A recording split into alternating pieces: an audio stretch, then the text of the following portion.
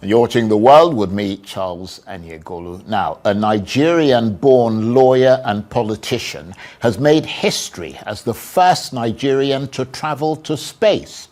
Owolabi Salis was among 6 passengers aboard Blue Origin's space mission, which lifted off from West Texas last Sunday. The 10-minute suborbital flight took the crew past the Kármán line, the internationally recognized boundary of space, reaching a peak altitude of just over 105 kilometers. Mr. Salis joins the ranks of citizen astronauts who ventured into space under the new Shepard program, a private space flight initiative by Blue Origin, the aerospace company founded by Jeff Bezos. Mr. Salis said the journey was not just a scientific expedition, but a spiritual one, describing it as a call to inspire future generations. And you probably can't see him, but he's one of those in that pod that's making a slow descent to Earth after that space trip. Amazing, isn't it? The other big news today, Donald Trump's flagship spending bill has passed its final legislative hurdle, squeaking through the US House of Representatives after 2 days of high political drama. The yeas are 218, the nays are 214. The motion is adopted. Well, in the end, only 2 Republicans voted against, following massive efforts to bring holdouts on side. It means that Mr. Trump's deadline of Independence Day on the 4th of July tomorrow has been met, despite a delaying tactic by the Democratic House leader. Hakeem Jeffries, who gave the longest speech in the chamber in recent memory, was finally finishing on his feet before the vote was pushed through. The bill, which includes sweeping cuts to taxes and federal programs, is now expected to add trillions of dollars to national debt. It goes to Donald Trump tomorrow to sign into law. Well, this is the scene live in Congress, where we've just seen Speaker Mike Johnson. You can see him there in the centre of the screen. He has just announced in the last few minutes that the vote was passed, 218 yay, 214 nay, as they put it. And so good evening, everyone. I'm sorry, I'm a bit in the darkness. It's funny because I have a bit more light here, but somehow I'm still in the dark. I just need to clarify some things before we go ahead. Just to be sure, is everyone hearing me? I know my voice will be different because I'm using a different mic. Can you hear me? Well, I can hear you, forefathers. I can hear you. Perfect. I hear you. All right. Thank you for that. I hear you, Madam. All right. So welcome, gentlemen, and the absent ladies. You're always welcome too. Even if you're not here, you're always welcome. Yeah, this is interesting because this week has been welcome the AI. First of all, I would like to pay tribute on behalf of Dr. Damages and all the elite panelists here to the goalkeeper, the Nigerian goalkeeper. What is that? Rufai. But I don't know his other name. What is your other name? Peter Rufai. Peter Rufai. Peter Rufai. Peter Rufai. Peter Rufai, yeah. So let's pay tribute to his family and wish them condolences on their loss. And I think it's a loss for the Nigerian people too. And hopefully, this may inspire a new generation to be able to do something remarkable like they did. Their generation really did Nigeria proud for quite a long time. They did put in a lot of work, and he is by far the most remarkable goalkeeper Nigeria has ever had. So we have to give him the respect, and I hope the Nigerian government follows suit to really remember him for the contributions that he has made to the country. Let's now go to the main topics of the day.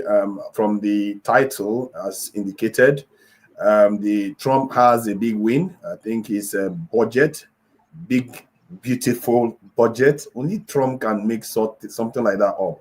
But it is beautiful and it is big. So get it right. Get it right. Big, beautiful bill. Big, beautiful bill. Okay, yeah, big beautiful bill. No, one big, beautiful bill. Nice. One big, beautiful bill act. Yeah, he's gotten that across, and him and Elon Musk, they are fighting over this. This is one bill that seems to be quite controversial for him because he's gotten it through, but the damage it may do may outlive him, and so outlive his time in office. Let's put it that way. Also, the spat is having with Elon Musk. Elon Musk is going to be looking to a kind of fund candidates that are against Trump's interest now. So, and Trump is threatening to deport Elon Musk. It's all right. If they deport him back to South Africa, I'm sure he will welcome after he has tried to badmouth South Africa as much as he wants. So, yeah, you don't put it beyond Trump. Trump is very powerful right now. The Supreme Court has also given him a lot of power. So that is one of the main news. And Tinubu went to St. Lucia. I don't know whether you all saw the video. He went to represent Nigeria. I must say, I don't think he did anything wrong there. He did most of the stuff right. He made all the right noises. And so maybe we'll touch on that. I'm not sure it's very major. You never know, because that thing can spill into all kinds of discussion about what the president should be doing about the diaspora instead of just going to a country made of 200,000 people.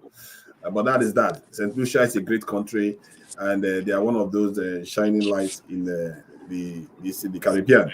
All right, so the next one is ADC. ADC, and that's going to be a big one because they are gearing up for the next election now, and all the alignments are beginning to take place. So I didn't watch the first session, so I don't necessarily know what grounds have been covered on that. I'm sure Nigerians would have trashed that thing to the ground already. So let's see where we go from here. Let me bring it back to the normal area so that we can look at these things. Okay. Which area do we go to? Have we spoken about the ADC bit already in the first session? Just to confirm. Yes. Yes, we did a little bit of it in the first session. A little bit of it. Yeah, okay. well, it wasn't exhaustive. It wasn't exhaustive. Okay, let's touch on it. And before we, Masca and Mr. Chike have not. They were not on that section, so you might start with them first. That's very, very generous of you. And welcome, Mr. Chike, Enyawo, and Masca. Masca is obviously an illustrious and elite member of this channel. He has very, very insightful opinions on these issues. And Chike has disappeared. Chike, if you are there, you can come back. Omori is backstage. He's coming in too. So, Masca, what do you make of this ADC, this thing coming together, coalition?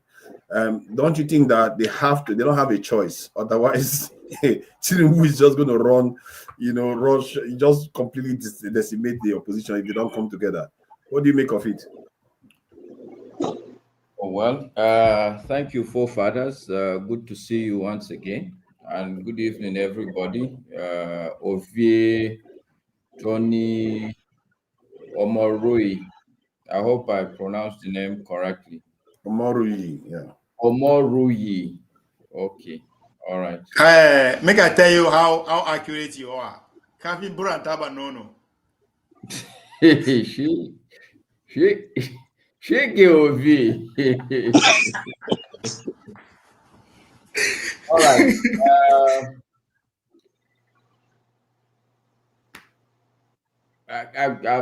I've watched a couple of videos around the coalition.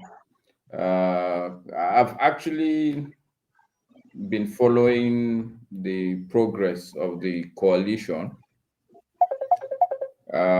More so because I had a politician who is more like a friend who actually was very much interested in the coalition. So my take actually it's a bit nuanced. Sorry, let me just all right. Yeah, maybe you can take your maybe you should take another person. I have to deal. This guy will continue to call me until I all right, that's fine. Let's go to Oga Chike. So say Chike, ADC is coming together. They don't have a choice now, do they?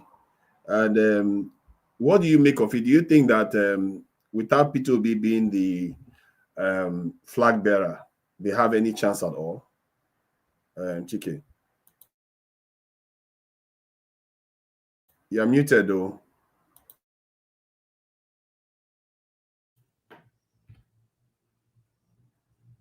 Hello? Okay, got you. You can hear me now? Loud and clear. Okay, thank you. Now, without Peter Obi in the group, they're not going to be successful. And I also like what his running mate, Mohammed. I don't know his name really quick. Ahmed Dati Ahmed. Ahmed Dati. I like his stand. You know, that's one thing between him and Peter Obi. This man can speak up firmly and be firm what he wants to say and what he wants to do. And so without both, I think Peter Obi must stand his ground that he will be their representative and that he must be his running mate. You know, because for the fact that he's submitted that he wouldn't mind doing only one term. But let it be on the background that Dati will also be his running mate because he's not going to get anything being in the group of thieves, really arrogant people. You know, so if he's going to make that sacrifice, he better make it on the ground that, hey, I'm not trying to be arrogant or anything, but I have what it takes to get this country to where it is supposed to go. And if I'm going to do one term, if I'm agreed to do one term, I would also want Dati to be my running mate. And because I know if Dati becomes his running mate, and if we were to shift to the north, Dati would then run also. So that would be Peter Yeah, B's but second Chike term. though, Chike, that he Yes. is not like regarded as a heavyweight in the north, and you have Rufai, and I'm not sure Rufai is covered with corruption allegations. Yes, He he may not. was. Was he? Yes. I'm not sure he's been substantiated and been arrested by anybody for Well, he hasn't it. been arrested because he was in the APC. And if you were on the He's left APC, now. then nobody's going to arrest you. But if you go from the time he was the Abuja minister, you know, when he confiscated all people's lands, and then he became a governor for 8 years. If you go through the Southern Kaduna people that he had helped to kill, I'm not going to say that word. He had helped to buy. That man is involved in so much corruption and physical violence. You know, Okay, so let me ask you then. What yes. if they told you that if Dati runs, they lose? But if Erofai or some other heavyweight, I don't know which heavyweight is going to be, maybe somebody in the image of Kwankwaso. I don't know any other heavyweight in the north other than this in Erofai, really.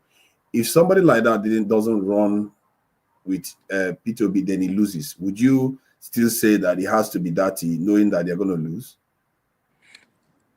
They're not going. I will not say that because I know they're not going to lose because Peter Obi alone. In fact, even that is said that that if Peter Obi stays in the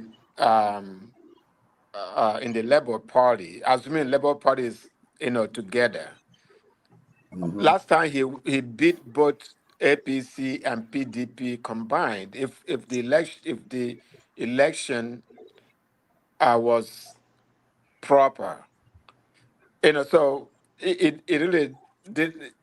If it doesn't, for the fact that if it goes away from the ADC, they're not going to do much. They're not going to.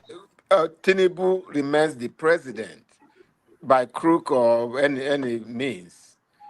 So Okay, I will come back to you. Let me just try something else. Let me ask Mask at the same time. so that you all that are up there can exchange on this, because we have to try to examine where the merits are, because sometimes because we like Dati, we just say he has to go with Dati. So, but Maska, what do you think? Do you think they should go with somebody like Dati, even when he's not the heavyweight in the north? And do you know of any other heavyweight that may be suitable for as a running mate for someone like Peter Obi? Only Nigerians can talk like this. Only Nigerians can actually talk like this. Oh God, what did he say that? You guys have bypassed just so many things, and you are just wanting the result, the end. Life doesn't work like this. To a large extent, this is why this country is where it is. There are many layers to the problems. Okay, so let's rewind back a little bit. The coalition that we are talking about,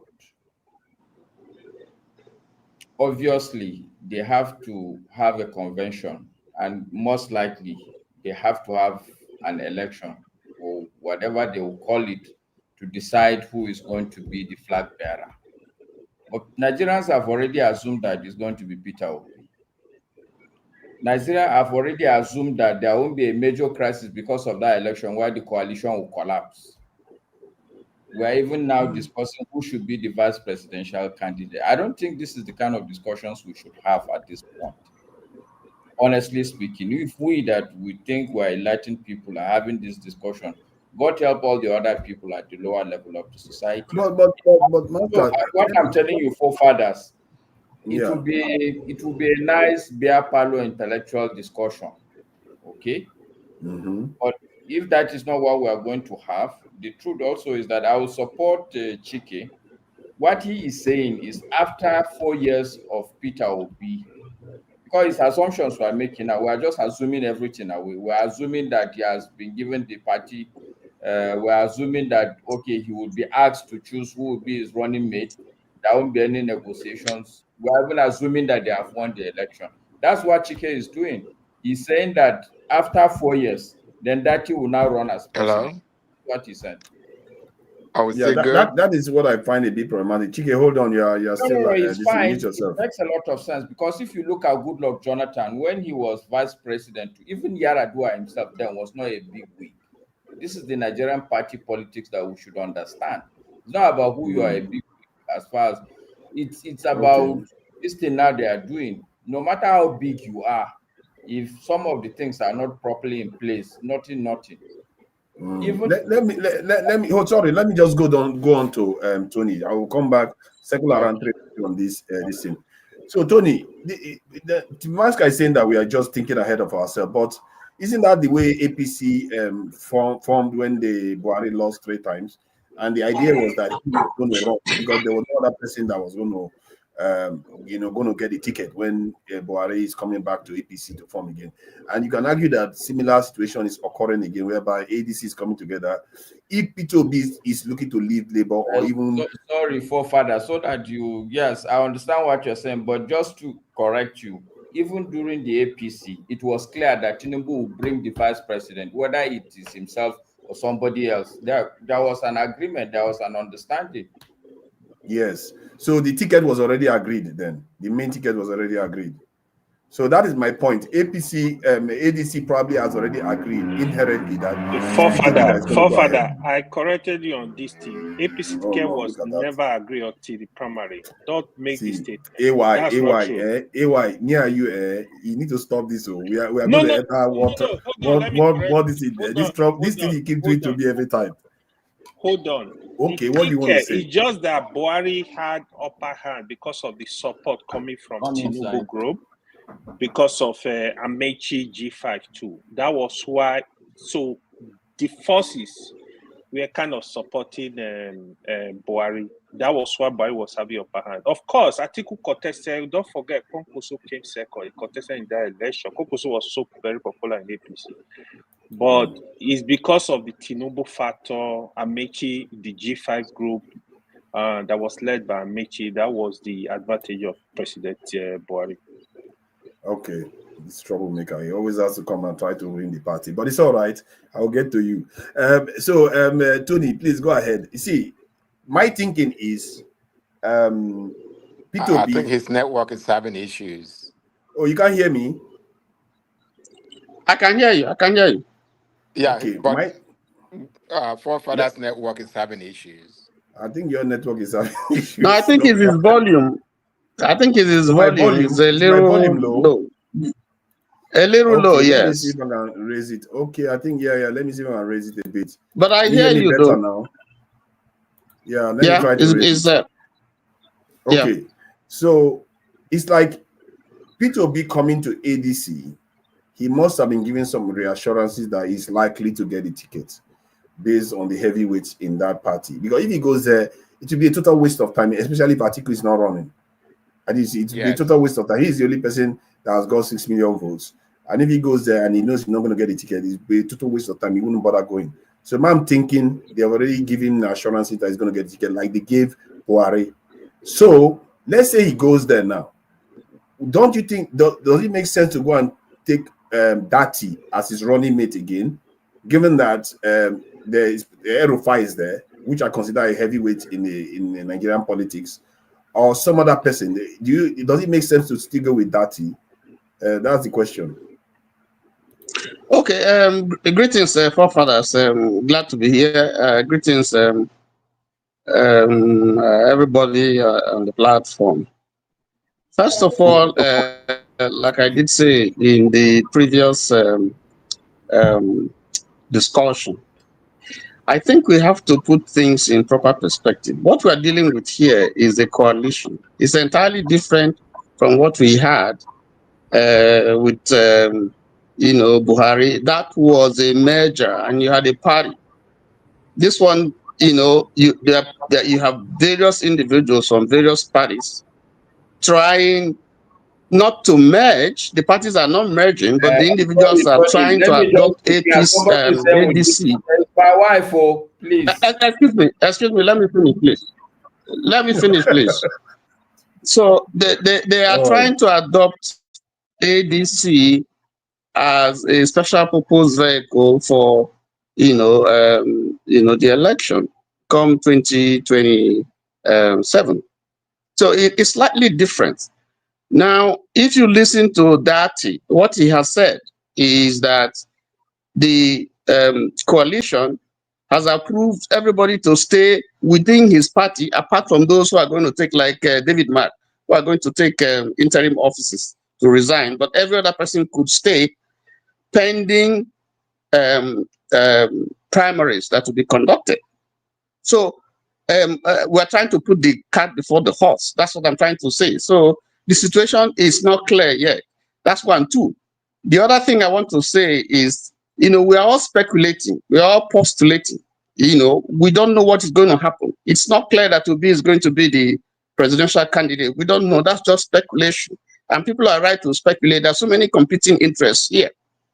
But let us go with the permutation, just as you have asked. If assuming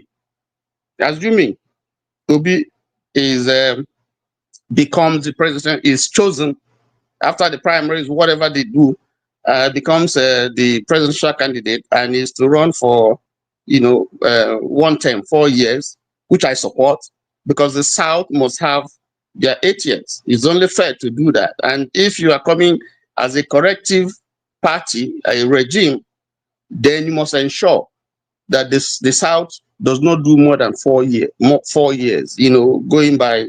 So it will be Ashiwaju's term, God willing, if he completes his term, and then the next term should also go to the South. So it becomes 8 years, and then it can move to the North. So that way you can build confidence, and that for me would be justice. Now, who should Peter Obi take? Everybody is coming with something into the platform. Obi comes with a lot of political capital. They know that. Atiku is also there. You can't dismiss Atiku, whether you go by the votes that he garnered or was allotted to him in the last election, so Atiku is also a force. He has interest, otherwise he will not be there. Now, I don't know whether his interest translates to wanting to run as the president or wanting to guide the party in a way that they can win, using his experience. We don't know. So we don't know the facts as yet. But let us say Obi is the presidential candidate. Now, I think it would be asking for too much to say that Obi should be the presidential candidate, that he should also be the vice president. I don't think, because this is a coalition. It's a give and take. You give this, you let go certain things. Otherwise, that will not be right. This is a coalition. So, and there are so many big whips there. There are so many people. If it's like you are going to a football match, you are not going to take your fourth 11 because the opponent that you are dealing with is formidable. They are not going to sit down and watch you and look at you do what you're doing. They're also planning and scheming. So this is tough. So I would expect that, because the problem that I see here is that, just like sports, everybody is a good coach. Everybody feels that he knows much better, but here the situation is not clear. We don't know where the goalpost is going to be. We don't know who the referee is going to be. We haven't seen the ball. We haven't seen the field. So they're just trying to build. I think the focus right now should be, let us build this party. Let us agree, on the way forward, and let us build the structure. And then we can go into primary stronger than start with something that can cause dissension and division, which the opponents are likely to exploit. But again, I go back to, permutation that you have made. Let us say Obi, there's Tambowa, because what you're looking at is who is likely to get you support.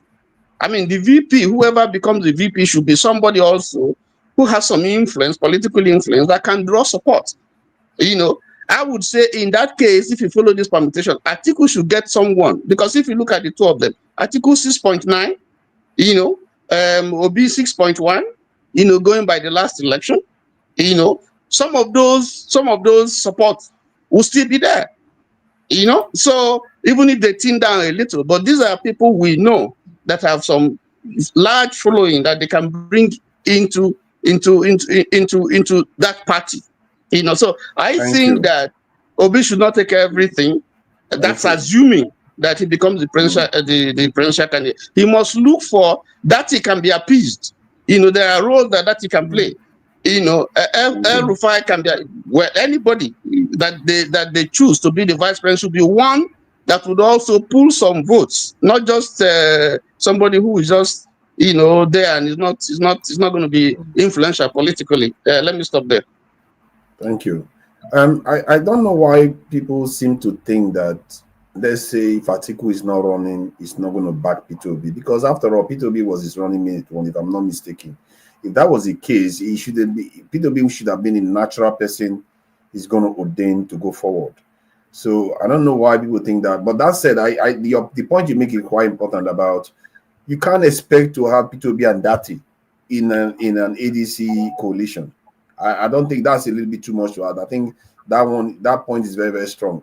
Chike, but are you not going to accept Tambowa if they say it's Tambowa or Rufai? You're not going to accept him. Our obedience is not going to accept him, not just only you. But I don't think Chike finished. I don't think Chike finished his term. You gave him he's not finished. Yeah, he did actually. I think he did. No? Yeah, Chike. So, what do you think now? Is are the obedience not going to support Peter Obi if he had Rufai or Tambowa as a running mate? I can hear him. I'm still speaking. Everybody can hear me, but you can't. Can anybody hear him? I can hear forefathers very well. It's your audio. You may want to go out and come back in again. Your audio is a bit dodgy at the moment.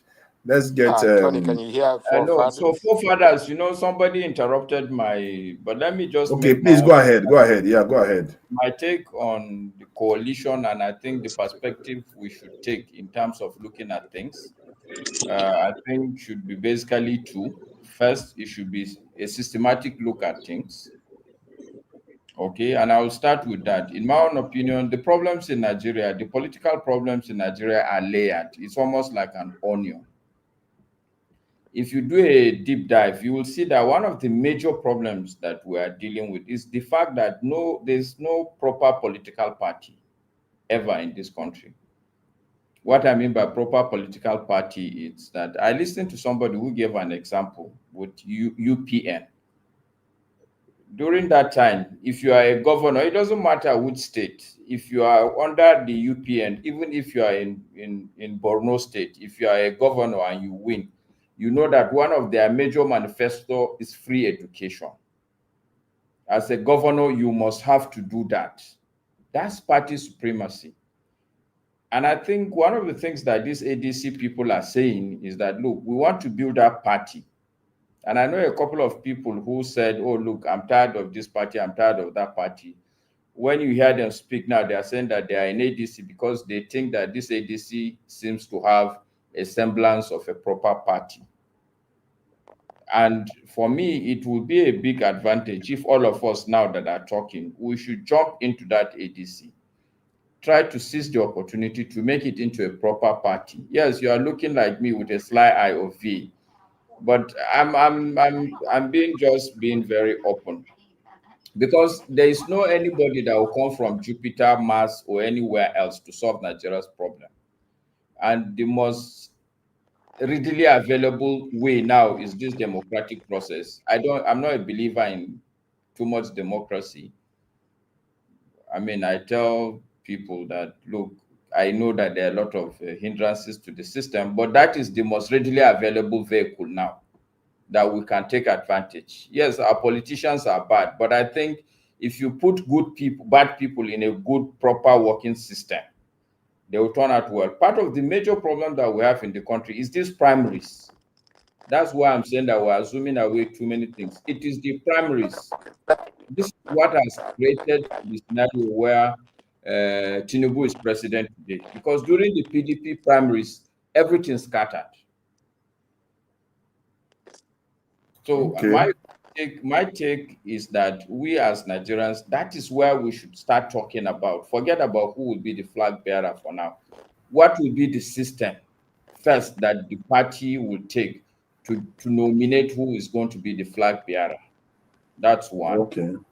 Number two, let them build a process where the party will be supreme. Whoever becomes the leader, that party, because of the kind of people, the kind of I don't know what word to use, but let's make it a proper party. Let's begin to see how we can build the country. This is a good opportunity, not to jump into, because look, if it's Peter Obi or even Atiku, if things are done properly, things will be better. And even if it is Obi, and if things are not done properly, these things are not going to go anywhere. I rest my case for now here. Thank you. So the age of Trump, alias Ovie. So this, okay, let me go back to the idea behind Peter Obi joining this. And is it an anathema that Atiku will support Peter Obi, given that Peter Obi has been his running mate previously? And also, or in the past, and also the fact that Peter Obi is looking towards ADC. Is it that he has been given assurances that he could get the nomination? Or is everything still up in the air? And if everything is up in the air, which candidate can possibly emerge from ADC that is not Peter Obi that can actually be assured of victory? Please go ahead. Sorry, Ovie, I beg just tiny second before you go on. I just want to clarify. Pansad, you know, is my lifelong adversary. I see he's saying that there's a fine girl with me. I just want to put it on record. It's my wife, my wife of 32 years. Exactly. So with that, our first child is almost 29. So it's not a fine girl. I saw Shaw also joining a Pansad. So just to put it on record, it's my own wife of 32 years. So let it be there. Thank you. Mm-hmm. Thank you, my brother Masker. You know, these are people that we should bring up people like this in Nigeria. If people like Masker is like this, Nigeria will be better, because he has no reason to go and do anything, because he doesn't have a baggages everywhere. He's trying to repair their life. He just have his family. KJ, what do you mean? What about forefather? Oh, don't start now. Don't start. Hey, don't drag me to this one. Now, Masker, I just thank him. I saw Masker when I saw Masker in Nigeria. I questioned why we are all overseas. Even I really questioned it. That what is the point? He's surviving and doing very well in Nigeria, just fine. So when people say Nigeria is on fire, then not for him. I can tell you that right now. All right. Age of Trump. So what do you make of the question? I hope you still remember the question. Yes, I do. Mascot, I didn't make my face because you are calling on Nigeria to join ADC. So whenever you call to join APC or join Obidi or just, so that's why I'm laughing. Not that your suggestion is out of place, right? Just that I wasn't expecting it. So I think I mean, I don't talk this thing more than I think since the beginning of the year I said Obi is the target, especially the northern angle. So the correlation that I'm seeing here is still because of Obi. Now, I'm saying that because, first of all, this is politics. In a way, it's still very early for us to say Obi is all in. I keep saying it. I don't believe Obi is foolish. I don't believe Obi is foolish to go with this arrangement because it's not going to favor him. The only thing that will favor him is to just keep that same energy, some momentum, keep on his own, just keep going the way he did towards 2023. I know it's a very tall hurdles now because as soon as he decided to go that route, they will all turn against him and start making sure that he didn't. So that's what I'm seeing here. It's another angle of going after Obi, of course, even though Atiku hand is everywhere. I mean, who else to lead the coalition? Or if not him, the respect is still there, even though he's struggling to get the 100% people from them. So at this early stage, I'm sticking to my guns. This is not to defeat Tinubu in any way, other than to just make sure Obi presidential ambition is tamped before he get out of control. And there's nothing wrong with that. This is politics. Now, that is collective thinking for me from the northern angle. But again, we should also understand that individually, they are running to put themselves in a better position to take advantage of the consensusship that will come. Because whether we like it or not, the North will come up with a consensus candidate, or whoever emerge as a favorite, they will all rally against them. That's the normal thing with that. So these individuals from Konkoso to Atiku, that is at the back of their mind too. How do I position myself to be that favored guy? So this is what I'm reading at this early stage. So I'm not believing that Obi is going to go in, because even as you said, I think Pulata was hammering on it there on. Anybody that believes that Atiku is still not going to be here for 2 election cycles, maybe he or she is deceiving himself. So it's still very early for me to say that Obi is all in or it's not. It's not going to get the on. As I earlier said, I believe it's not foolish. He is the guy to stop. Yeah, but on the other side, is it not foolhardy for Atiku to run, given that if he goes in now, he will short circuit the turn of the south and then back to another northern Fulani that could result in a kind of unbalancing of the system. This is one of the reasons why Peter Obi is even alluding that he's going to run for 1 term, because they want to try to maintain that rotation. Don't you think if they are coalescing, they should be coalescing around somebody that intends to do 1 term? Or do you think Atiku wants to do 1 term? Well, from my own, I don't think it's even going to work. From my own angle, Tinubu is not losing the election, so I'm not even permutating towards Atiku winning or Obi winning. 2027 is gone. Tinubu, as I earlier said it, Tinubu hasn't done anything wrong for them to deny 2nd time. To the power that be, not the Nigeria people. We don't count. We are not there yet. But those who do their interests count, the man hasn't done anything wrong from both home and abroad. So I don't see why they would deny him 2nd term. Can I just interject, if you don't mind? Yeah, please go ahead. If you look at, again, we are going by statistics. If you look at the percentage of votes, we're going by the last presidential election. In the South, Obi beat every other presidential contestant. Totally, he had 44.5% of the votes cast for the presidency. Tinubu had 35.5%. So if you are looking for someone who is likely to give you a big vote from the south totally, you can't overlook Obi. And I think Tinubu is seeing that challenge. And you see him trying to build up support, maybe through hook and crook in the south. But I know that some of those who are pretending to be moving to APC, I can tell you from my own state, I know that we know what their problems are, and we are not going to vote for them. That I can tell you for sure. So in Ebonyi State, for instance, you see the governor warning the chiefs, that if they vote if they go LP, if they don't vote for APC, let's put it that way, they is going to take off the title from them.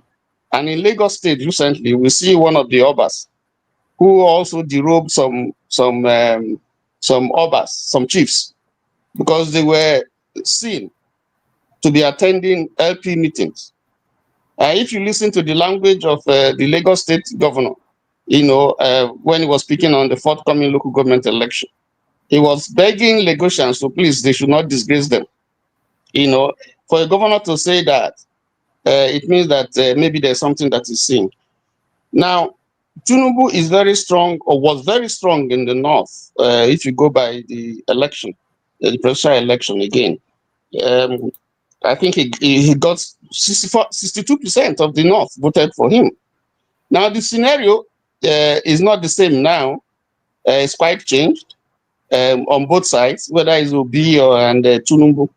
So if you get a combination of Obi's capital plus that of Atiku, then that will stand as a counterpoint to whatever Tinubu, the incumbent, is going to bring, So even with the power of incumbency, and if we go by the kind of things that we are seeing going on, how power is being used, intimidation and INEC and all that, I think that if this coalition, if they can mobilize substantial votes from the north, and then you can get, Obi can bring his own and all the other persons, from the south, Arebeshola and Co, they can bring Rufai and all that, they can bring, whatever votes that they can garner. Then I think the ruling party is in serious trouble. So, and I see the evidence because they are panicking.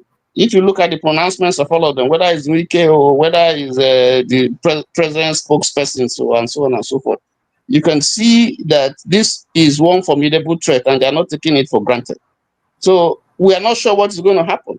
We are not sure if the coalition is going to go on without being dissipated.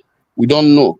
But if they are able to put their acts together and look more, first of all, in terms of building the coalition, and put aside first their individual and personal aspirations or interests and work for building the party together, and then ensure that the primaries is free and fair, that would put them in a stronger footing to be able to challenge, incumbency.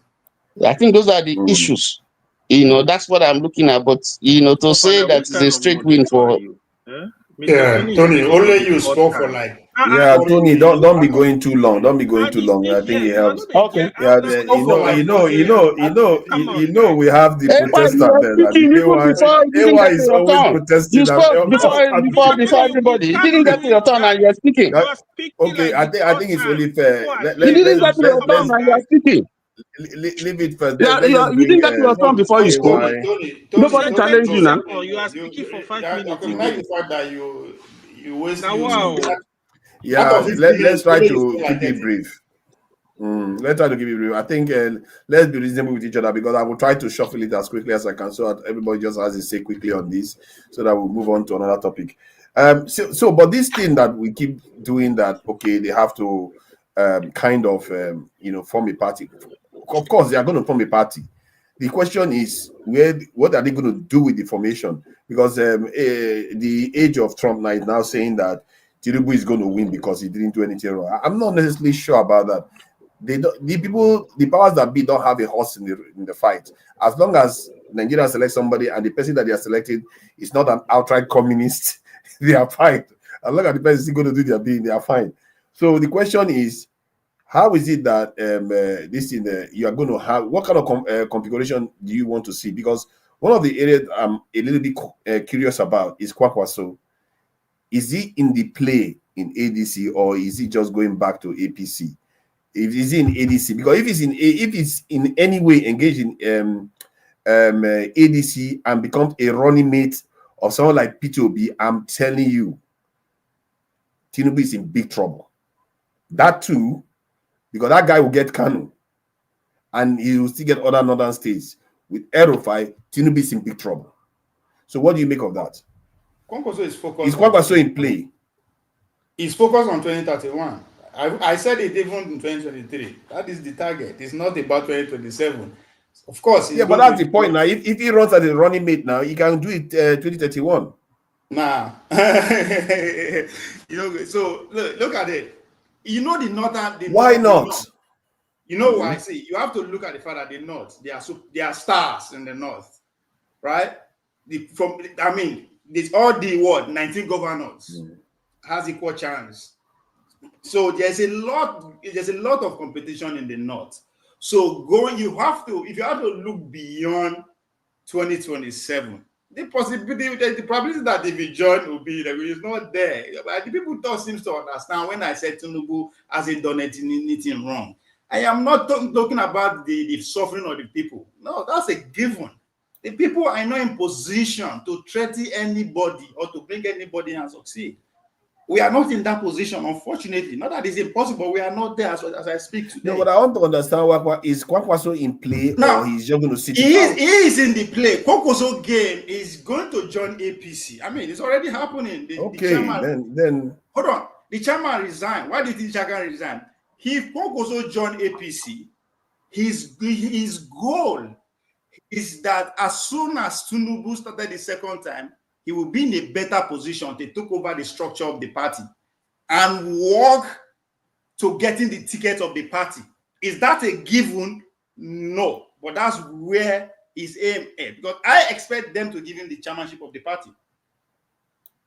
Right? There's a reason why they have not said so far. No, that's why I said I expect them. I'm not saying that's what is happening, because the reason why Ganguje had to resign, because he has no marketing value, he has no electoral value, he has no political capital.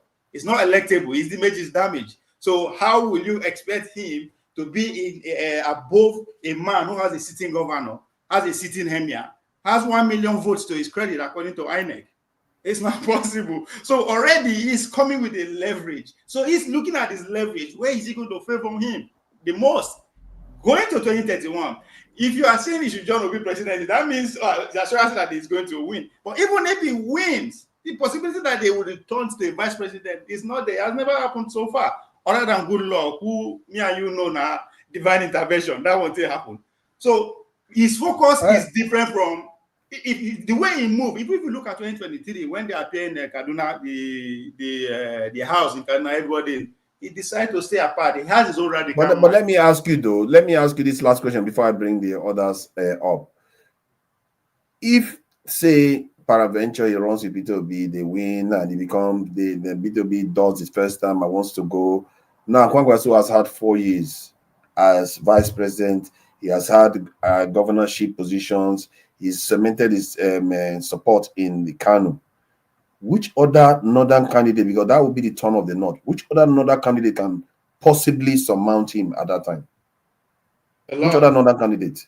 Which one? If we are not talking about Shetima in the question of things, what does that tell you about vice presidency? Shetima is spare tire. Shetima no, So, is nowhere to be if you seen. remember, in 2023, Kwankwaso said it, and he went viral with Hausa, that vice presidency in a spare tire was going after Atiku, right? It's not necessary that he's actually. Yeah, but Kwankwaso is a beast. But Kwankwaso it seems like he's ahead of Shetima, if you ask me. No. The You struggle with that one.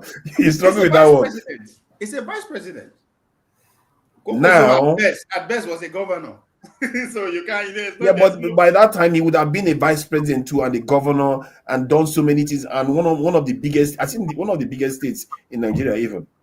Listen, to Nigeria, Tinubu, 2 years to his re-election, is saying that he no one is vice president again, and head. Nobody cry for. When I mean nobody cry for North, the big wigs in the North just they no send. What does that tell you?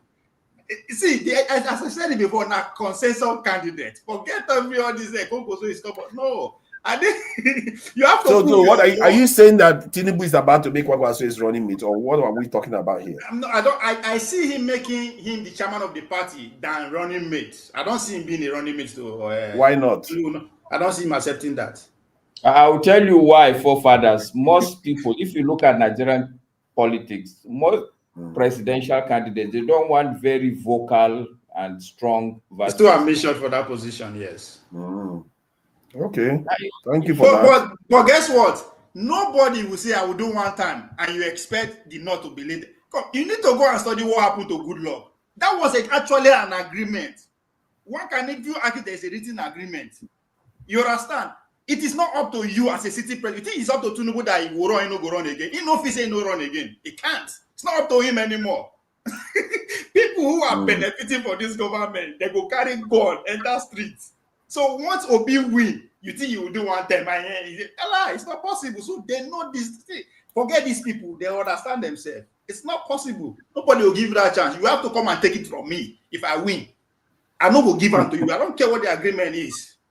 you can only go. That's what happened to Jonathan. If you don't, Tony Anene, his time is ground. I think Goodluck made a mistake. Goodluck made a mistake. That's one of the reasons why we have to start learning how. I like what Rufai did when they said that they have to back a southern leader, and that's one of the reasons he said they have to back a southern leader because it's a town of a southern leader. He didn't just say, "Oh, because Atiku is there, let me back Atiku because you're northerner."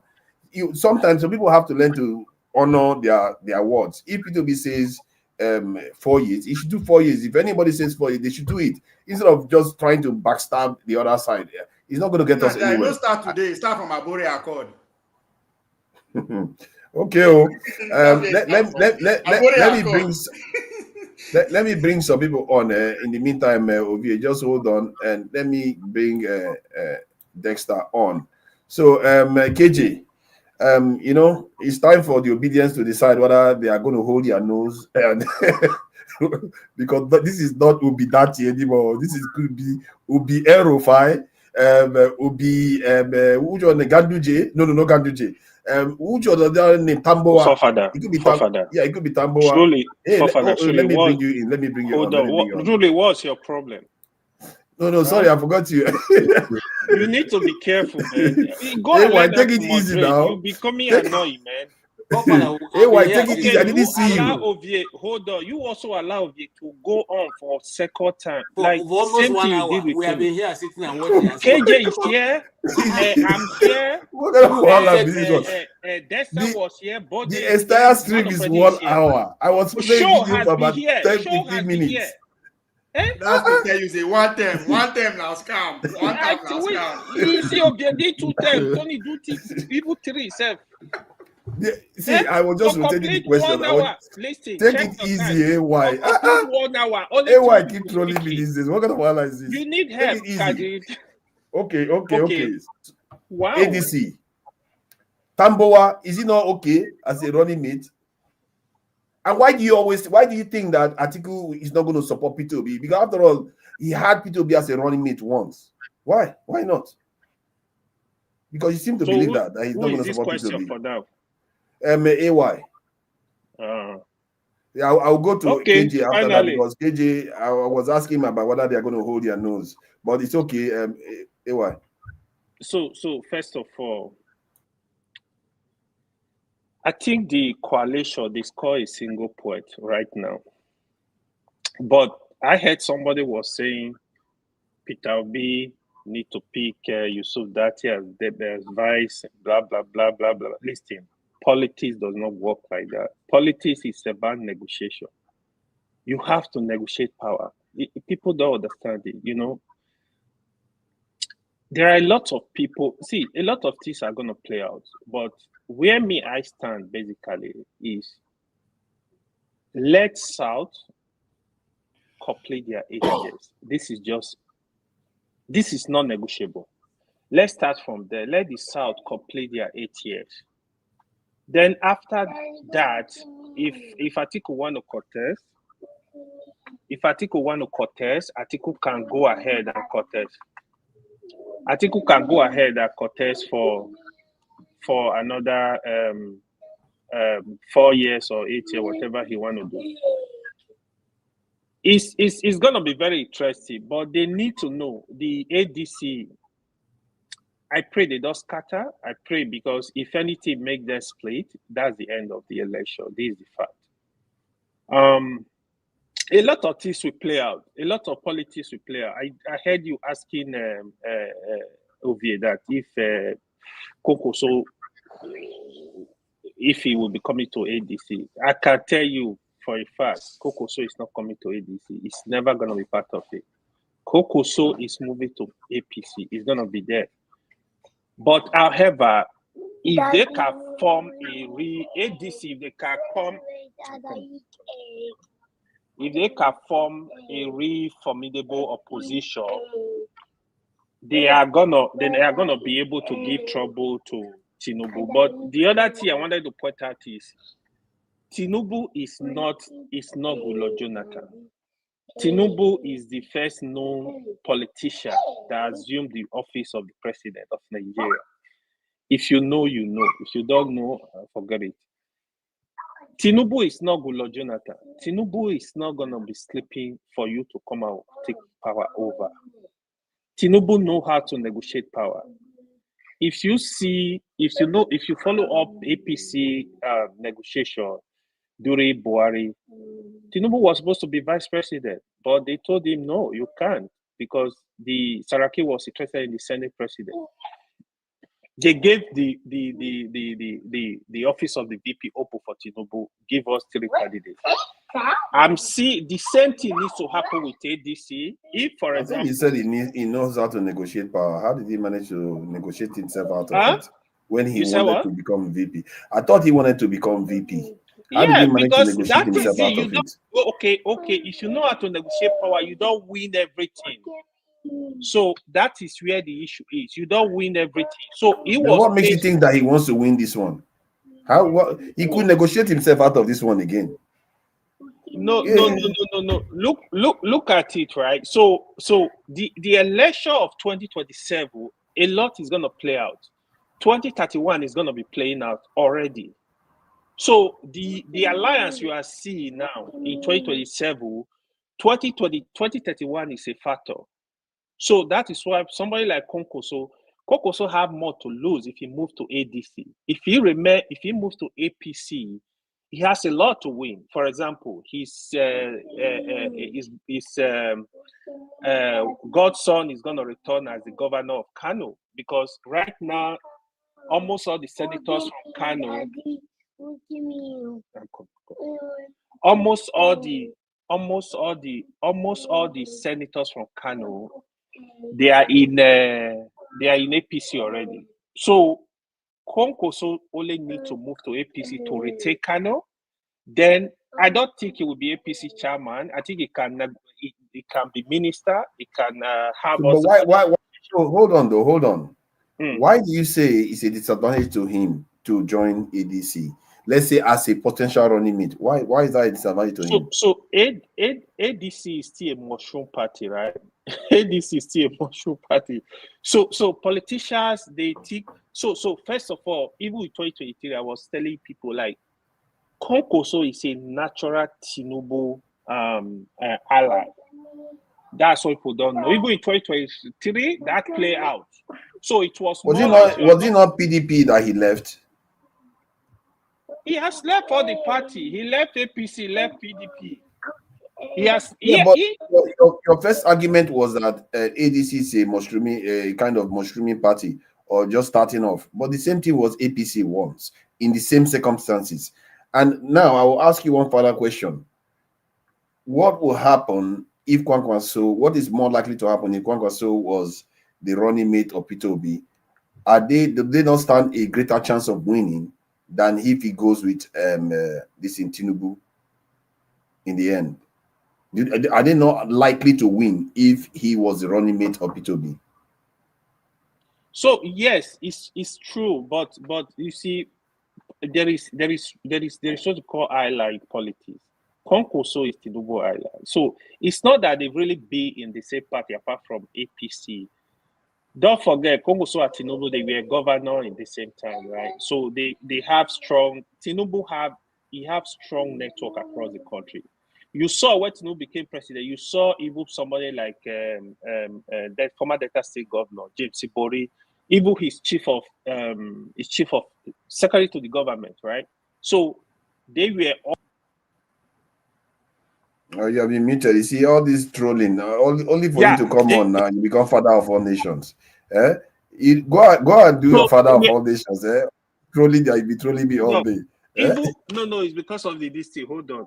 Even the secretary to the government, to the federal government, they were all friends. That's the alliance you see that's still going on.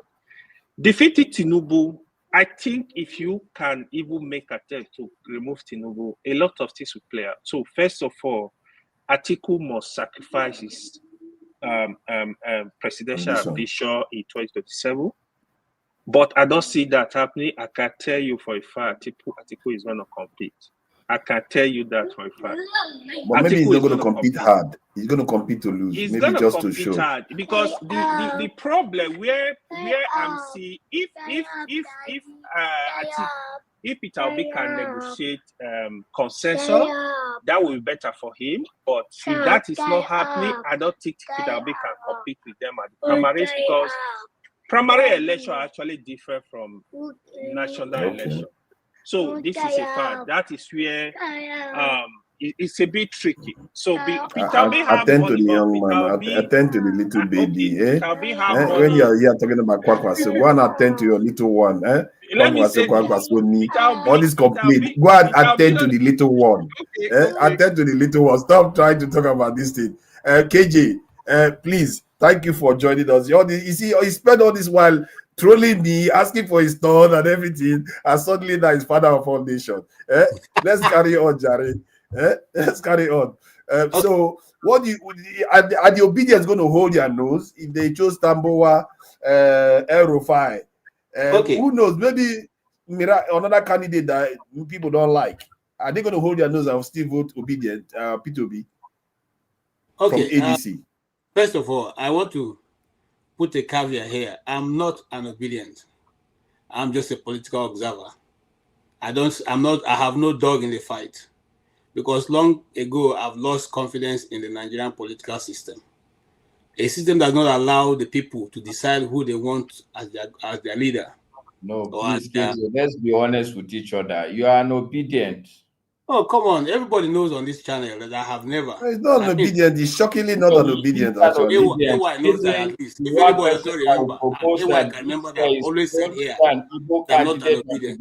KJ would definitely be for the Igbo candidate. What are we talking about? Let's be honest with each other. You know, KJ cannot. It can never be straightforward. That you see, most of you, some of you sometimes see. Show is my friend. Show is an obedient. So if I wanted to support, he's here on this channel, and I would have said I'm an obedient. I'm not. I say the things the way they are.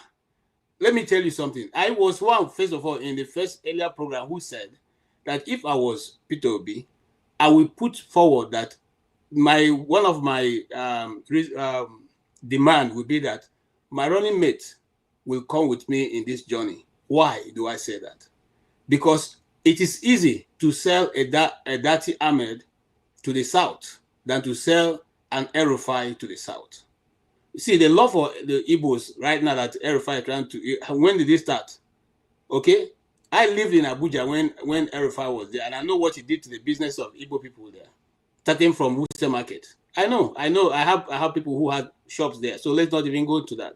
But what I'm simply saying is that, why am I emphasizing on Dati Ahmed? I knew, I started watching Dati Ahmed's interview following his development since when he was in the National Assembly.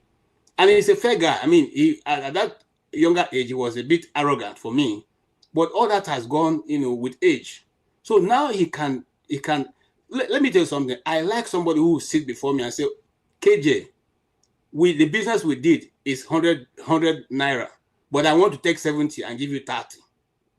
I will have no problem whatsoever with that. I will tell you, okay, if that's what you want to do and it's good for you, fine. But don't tell me, KJ, we did a business of 70 naira and let us share it equal, 35, and you want me to believe when I know the obvious. So in other words, let's be straight with each other. And I think I find him to be a bit more straight, and he will tell you exactly where he stands on all matters, not shifting goalposts. That's one. Two, he is very knowledgeable. I mean, knowledgeable for, for a politician of our time, because we know that politicians of our time are not even, there are people like Tinubu, we don't even know whether they get primary school certificate. Okay? But for these people, if we have for once in our lifetime educated people leading the pack, they may have a better way of approaching things. Because are you talking about Rufai? Are you talking about Rufai and No, I'm talking about Obi? Dati Ahmed and Obi. Yeah, but why would you expect ADC to choose Dati and Obi at the same time? Because it's supposed to be for the interest of Nigeria. No, be so. They are forming the coalition. Yeah, you can't just choose two people from one party, though. Hold on. They are forming a coalition to save Nigeria from sinking. Nigerians are dying. Things are not working well. So now we are coming with our best foot forward. I'm saying that one of those best foot forward is these two individuals who, look at this young man. I mean, he's a northerner. He has all the political cloud around him. You could have also decided to, flip his wings, and he's being very modest even in talking about these things. Very modest. Okay, not like we can. So basically, you are saying that the ADC is about other parties coalescing around Labour or obedience? No, not even Labour, because now we're not talking about Labour. We don't even know where Labour belongs. We're talking about the obedience. That what we're taking away from Labour is the obedient group that we know will have a bulk of 6 million votes in their kitty. Labour has only been a party since for more than 20 years. What have they ever been able to achieve? But you see, the biggest challenge in our political system is that even those who are in Labour, who jumped into the bandwagon, apart from Alex Oti and few others in the House, where are the rest of them? Where are the rest of them?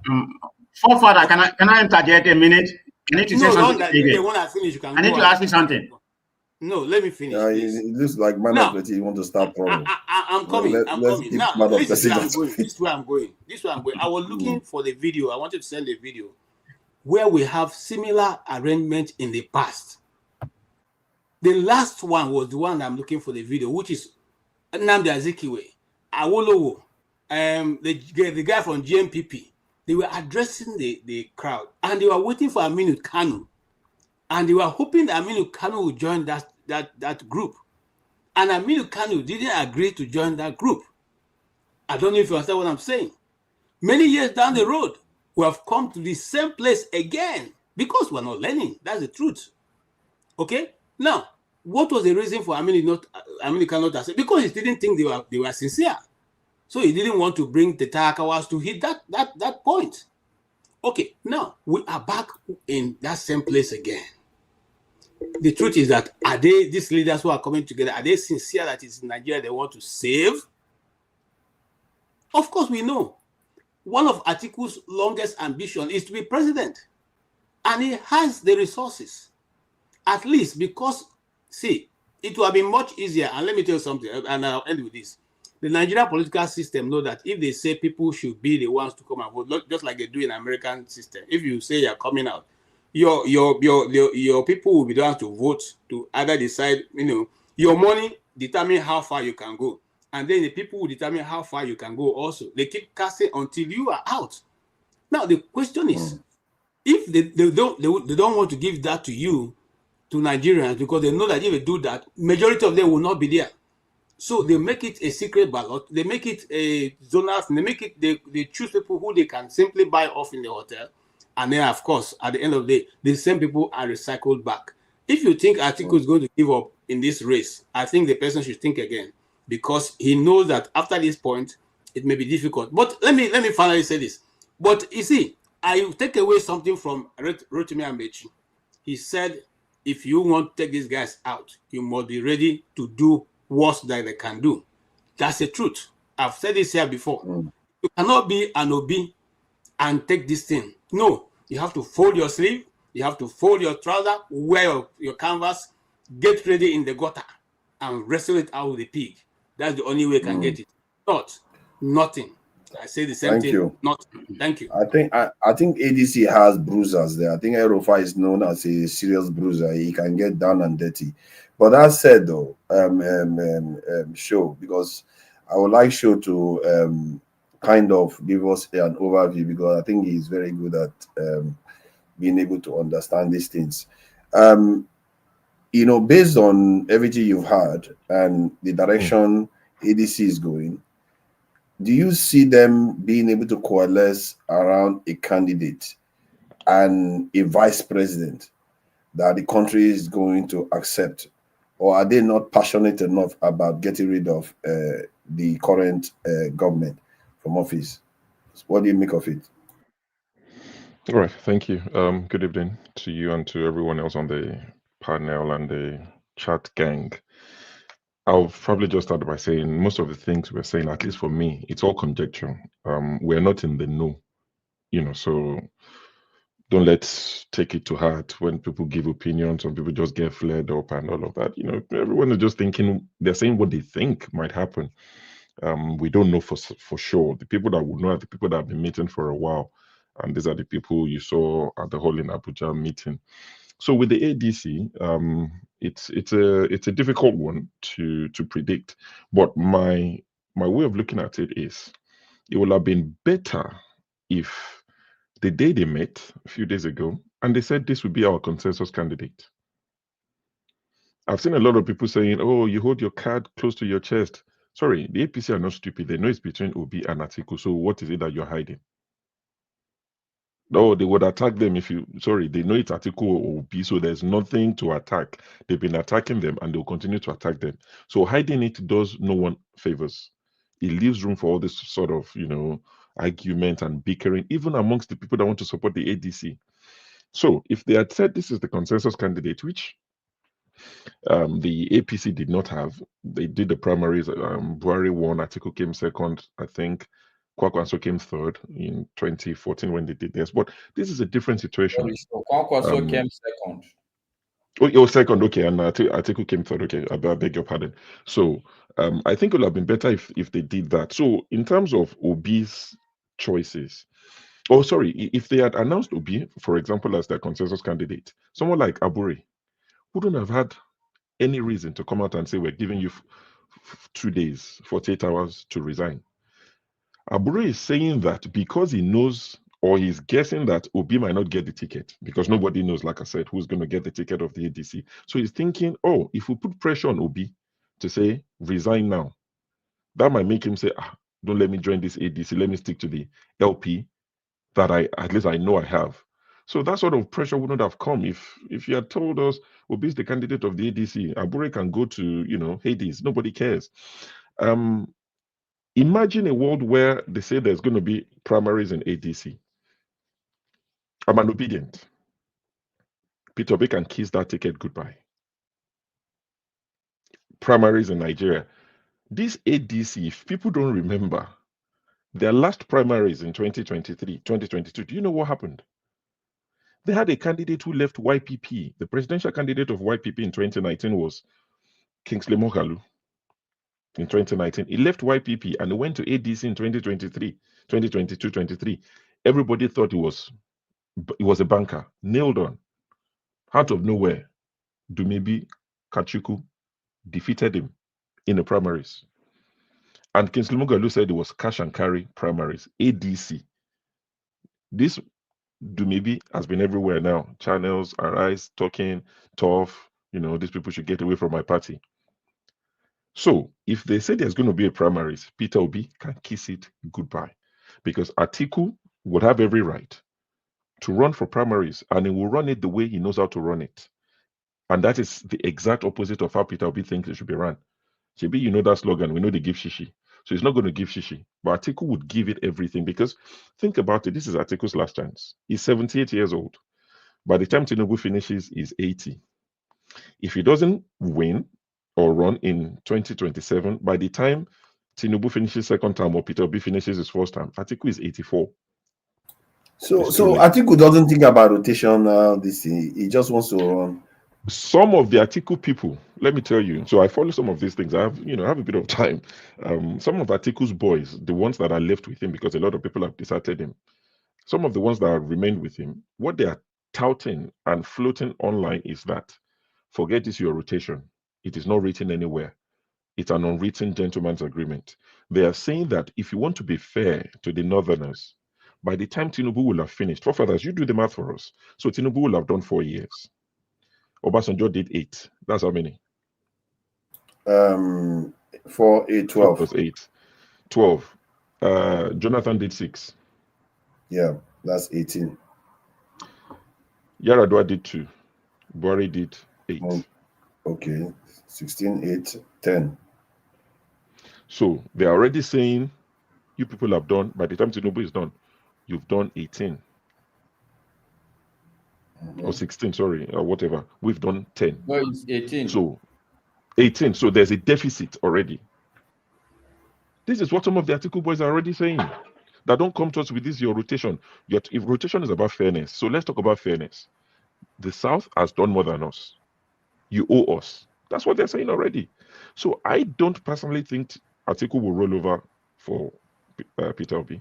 I think if that was going to be the case, they will have said it. The fact that they've not said it means it's still being discussed. It doesn't mean it can't happen. But the fact that they didn't say it. But Atiku said it earlier on. Did I not see a headline where Atiku said he could do away with his personal ambition? Atiku was speaking to the Northerners today in Hausa. Or I don't know what language he speaks, maybe Fufu. They were speaking in his local language. He said, if I win the election, not the primaries, and anybody tries to rig, he said, we'll fight it this time. He was speaking today to some key stakeholders. He said, if I win the next election and anybody tries to rig, we will fight this time. That is not the man who is looking to dash you. It's his last opportunity. If he doesn't run, he's 84. By the 2031, when he goes back to the north. If you are correct, we do have some. I'm not conjecture. Yeah. That's why I put it. If you are correct, then yes. Man, we have some sorry state of elite class in this country. I don't take the national interest into account at all. But I won't jump in now. Maybe when it's my turn, I'll come back to this. There are a couple of things, but I'll wait for my turn. Yeah, that's fine. Like I said, I don't know. I'm just saying what I think, and I'm open to counter conversations or argument. So, Peter Obi now, if he doesn't get a ticket, what does he do? Labour Party, another party. If he goes back to Labour Party, 3 things have changed since the last election, or 4 things, but 3 have changed significantly. It's no longer the Labour Party he had in 2023. It's a fractured Labour Party now, infiltrated. It's not the same Labour Party. That would affect him adversely. Second thing that would affect him is it's no longer an unknown quantity. They were saying 4 people tweeting in a room. You've not had that anymore. So they now know what Peter Obi can do. So that idea of taking him with levity is gone.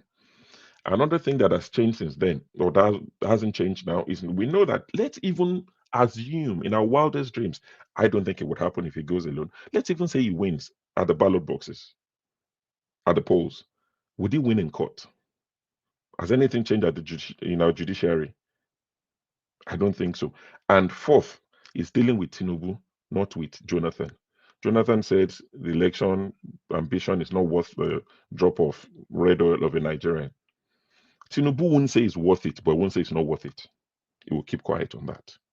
So he's dealing with a totally different human being. So I think my message to obedience, because I'm an obedient, is I haven't said all of this. People might think, is this guy drifting? Why is he saying all these things? I'm real in most cases. I try to be as real as I can. But the message I'm giving to myself and obedience is, don't let anybody guilt trip you. Don't let the APC banger boys, the data boys, don't let them come and guilt trip you. They would ask you a lot of questions. Oh, so El Rufai is all of a sudden a saint. Has anyone called El Rufai a saint? No. To answer your question, yes, I will close my nose and vote for Peter Obi alongside whoever. Am I happy about it? No.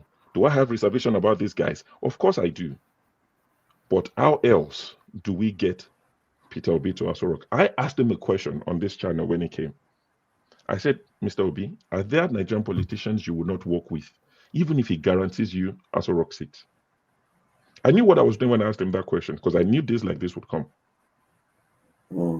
So they would try and guilt trip you and say, oh, so you're happy to support this, Malami, and this and this. Let them list all the names. These guys that they are condemning, who are still condemned, they were good enough for these APC boys 2 years ago. If they were good enough for you then, they are good enough for me today. If they now ask you, how are you different from the people you condemned 2 years ago? I don't have to answer you. Your opinion of me, I don't have to contribute to your opinion of me. You make up your mind on me. That's your business, and that's why it doesn't count. Okay. I've made up my mind on you, APC boys. I didn't consult you to make up my mind. So you don't ask me, oh, so how are you different? I'm not going to answer you. I don't owe you that explanation. So don't let anybody guilt trip you into this. Oh, so now you're entering a room with El Rufai. Yes, I am. So what's your next question? What are you going to do about it? They were good enough for you. These people were defending this man that they just sacked as the national party. This man was collecting bribe, putting in his pocket. It was good enough for them. If they didn't sack him and they presented him as presidential candidate, APC boys would defend him. They would tell you the reason why he's a good administrator and better than Peter Obi. So these same people now want to ask me, why do I want to do anything with El Rufai? In the ideal world, I wouldn't. But if my house is being burgled by armed robbers and the Agbero boys on my street want to help me, I won't stop them. It doesn't mean I trust the Agbero boys tomorrow. Let me ask you a yes or no question. That's tricky. But go ahead. What is the most likelihood that ADC is going to fall apart, or is it's likely very high to come together? The chance is very high that it would fall apart. Okay, very high. Then internal forces and external forces. If that is true, and then we should start working for Tinubu now. Let me even shock you. I agree with you. I agree with you. So let me say this, that I might be banished from the obedient group. Finally, don't be surprised if Peter Obi doesn't run in 2027. The wildest take, he might not run in 2027. Yeah, that is interesting. He might go back to his quote and said, "I've always maintained I am not desperate to be Nigeria's president. I just want to see Nigeria work. For that reason, I'm out." It wouldn't surprise me. It might surprise a lot. I also agree with that. Don't let it shock you if that happens. Yeah. It's a wild take, but it might happen. And then we leave the arena for some mad people. And I think if he does that, that could lead to some kind of serious soul searching among Nigerians, because now we've had somebody with this level of civility pull himself out of the system and left with Agbero to elect. That could lead to some serious soul searching. Who knows what it could lead to? Who knows? When was the last time you heard from Kingsley Moghalu? Sorry, one last thing. On a smaller scale, in terms of comparison, when this Dumebi Kachiku did what he did in ADC primaries in 2022, Kingsley Moghalu wrote a letter to Nigerians. He said, "I am gone. I'm not doing politics anymore." He was shocked. Like, where did this come from? Paying people for ADC primaries. Like, what? So it can happen.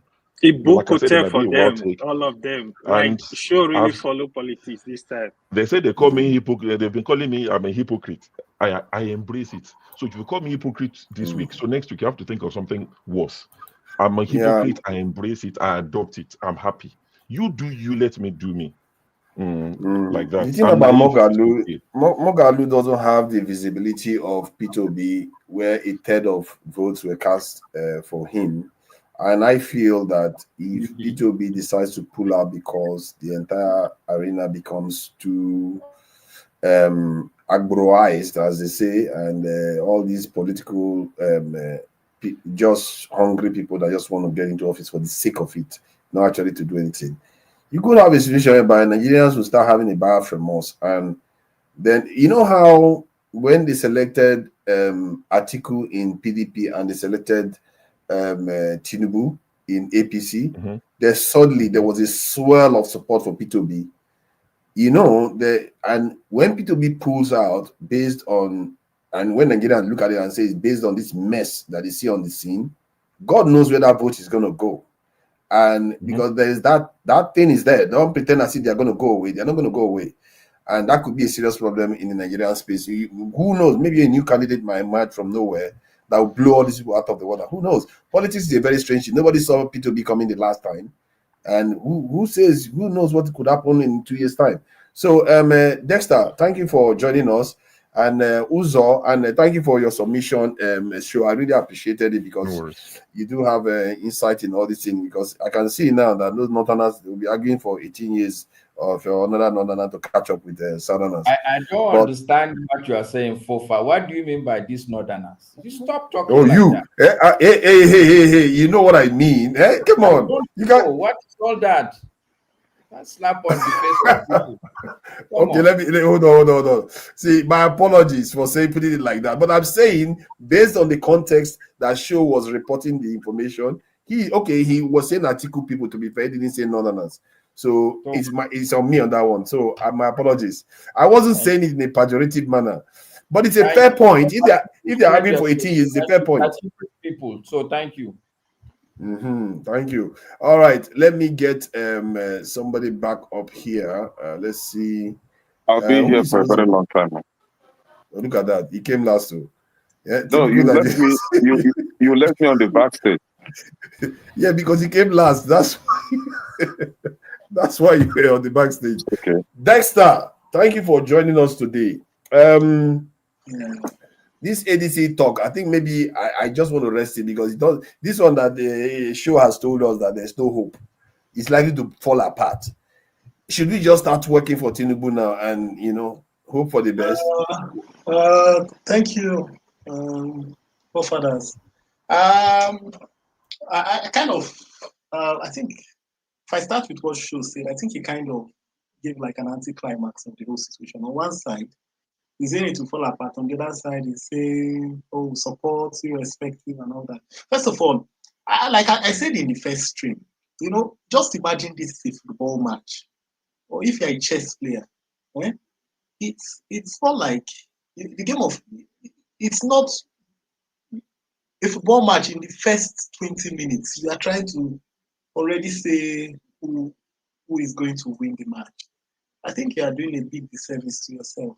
And for people who are supporters of Peter Obi, I think, look, they should become a little bit more politically savvy about this thing. It's not it's not like poker, like the way we want to see it. It's not the way we want to see it. First of all, somebody says, "Oh, they should have declared Peter Obi the candidate." How can they declare Peter Obi the candidate? Are we running from fry pan to fire? We don't want Nigeria's change. The way Peter Obi's support was organic. That is the way we want him to come to power. We don't want it to be one de facto system that will just bring him to power. No, I don't think that's what we want. We don't want that. We want, ADC should evolve organically as a political party. Now, we should not be so scared about, I know we have people that are supporting Peter Obi, the way people were supporting Buhari, But you shouldn't be so scared that, he will not win the primaries. No! That fear is even the biggest problem, and this is what the opponents would thrive on. When your opponents know you're afraid, let ADC form as a political party. Let them go to the grassroots. I mean, how can we be thinking that we want Nigeria to change? They want a power grab. No, we don't want Peter Obi to be a power grab. We want the Nigerian people to take their country back. For the Nigerian people to take their country back, if ADC is the political party, it needs to evolve organically. It needs to go to the grassroots, go to the world level, go to the world level, build up, go to the local government, build up. Then come to the state level, build up before it comes to the national. Not just, oh, Peter Obi is the candidate. What's next? In fact, that would be the worst political move that will ever be made. That would just bust the bubble of everything. 2 years to an election. That is it. That would be the daftest. So, but is there anything wrong with them having a consensus around Peter Obi? Consensus by who? By the party members. Which party members? Who are the party members? ADC party members. Why are we still running into that? We think we want a change. We are going back to the same shit we are talking about. Consensus is constitutional. The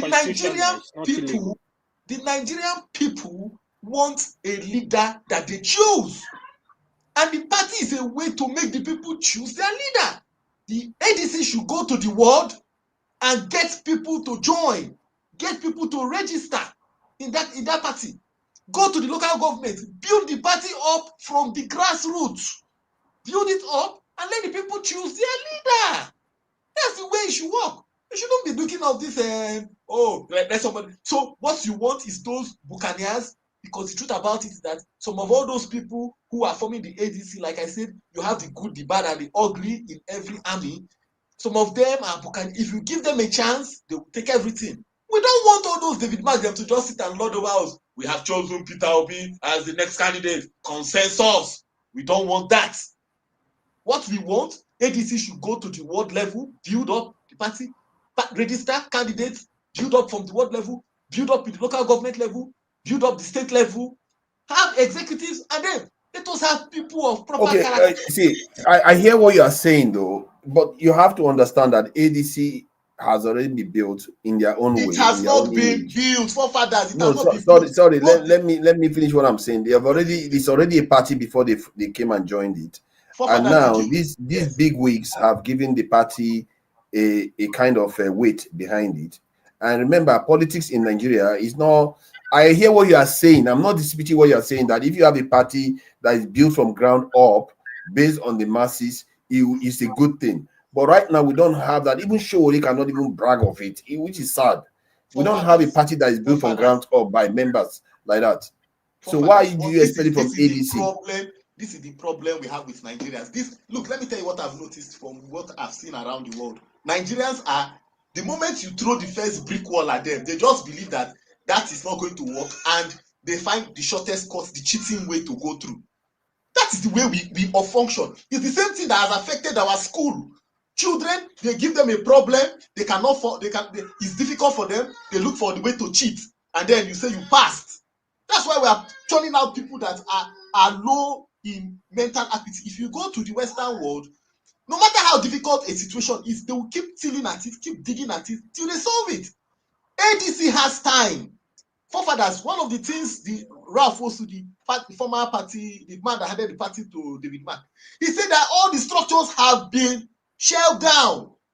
The structures have been shelved down, which means that, look, you guys, we have shelved down all the structures, all executives have gone. You go and build the party up. Go to the world level, get people to register, have open registration, get people to register, go to the local government, get people to build up the structure from base. That is the only way you will defeat APC.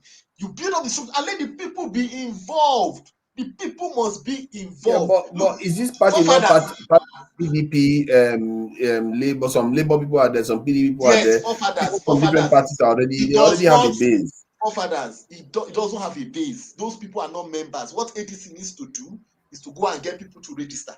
So if you show is a member, is an obedient supporter, he should go and register in his ward. That's what show should go and do.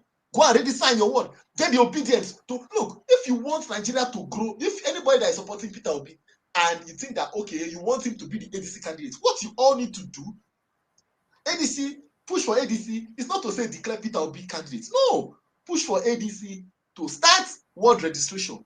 And then push all the people, all those young people, push them into the wards. Go and register. But to what end though? Because the same look at the effect end, is still. forefathers. No, Look no. at the end. Let me describe what I would. Let me describe the alternative one. To the end is still likely to be the same influence that influences Nigerians It's all not the time. the same. These It's people need money and they will still be bribed It's and they will not the still same. vote Forefathers, according to the bribe that they take. It's not forefathers. This is the same thing I just talked about now. We just believe that, oh, now so it go be, now so it go be. That's why it is like this. It is not like that. Go to the ward level. People like show, get your people, get the obedient people to move into ADC, register. By the time you register in the ward and your number is much, you will be the one that will choose the ward executives. You go to the local government, you push yourself inside there, you register. By the time you do that, the young people are more than the old people. Push yourself inside there, you will have The young people, did they not take money?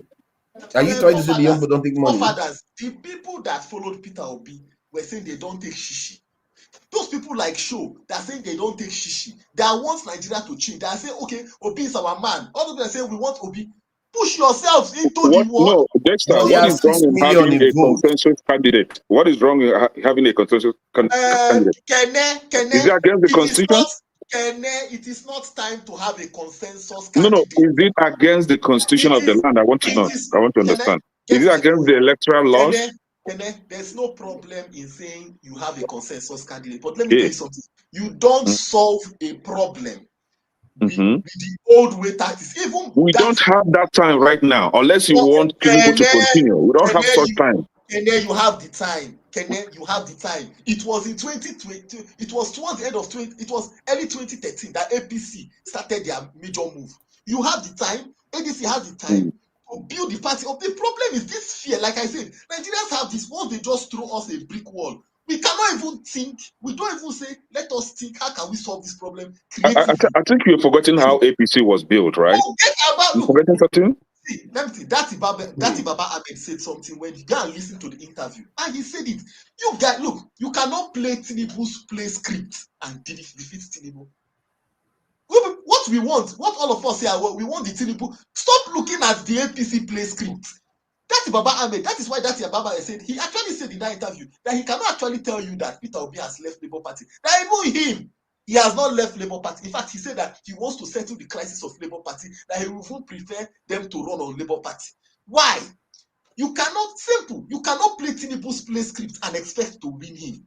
You have to come with something new.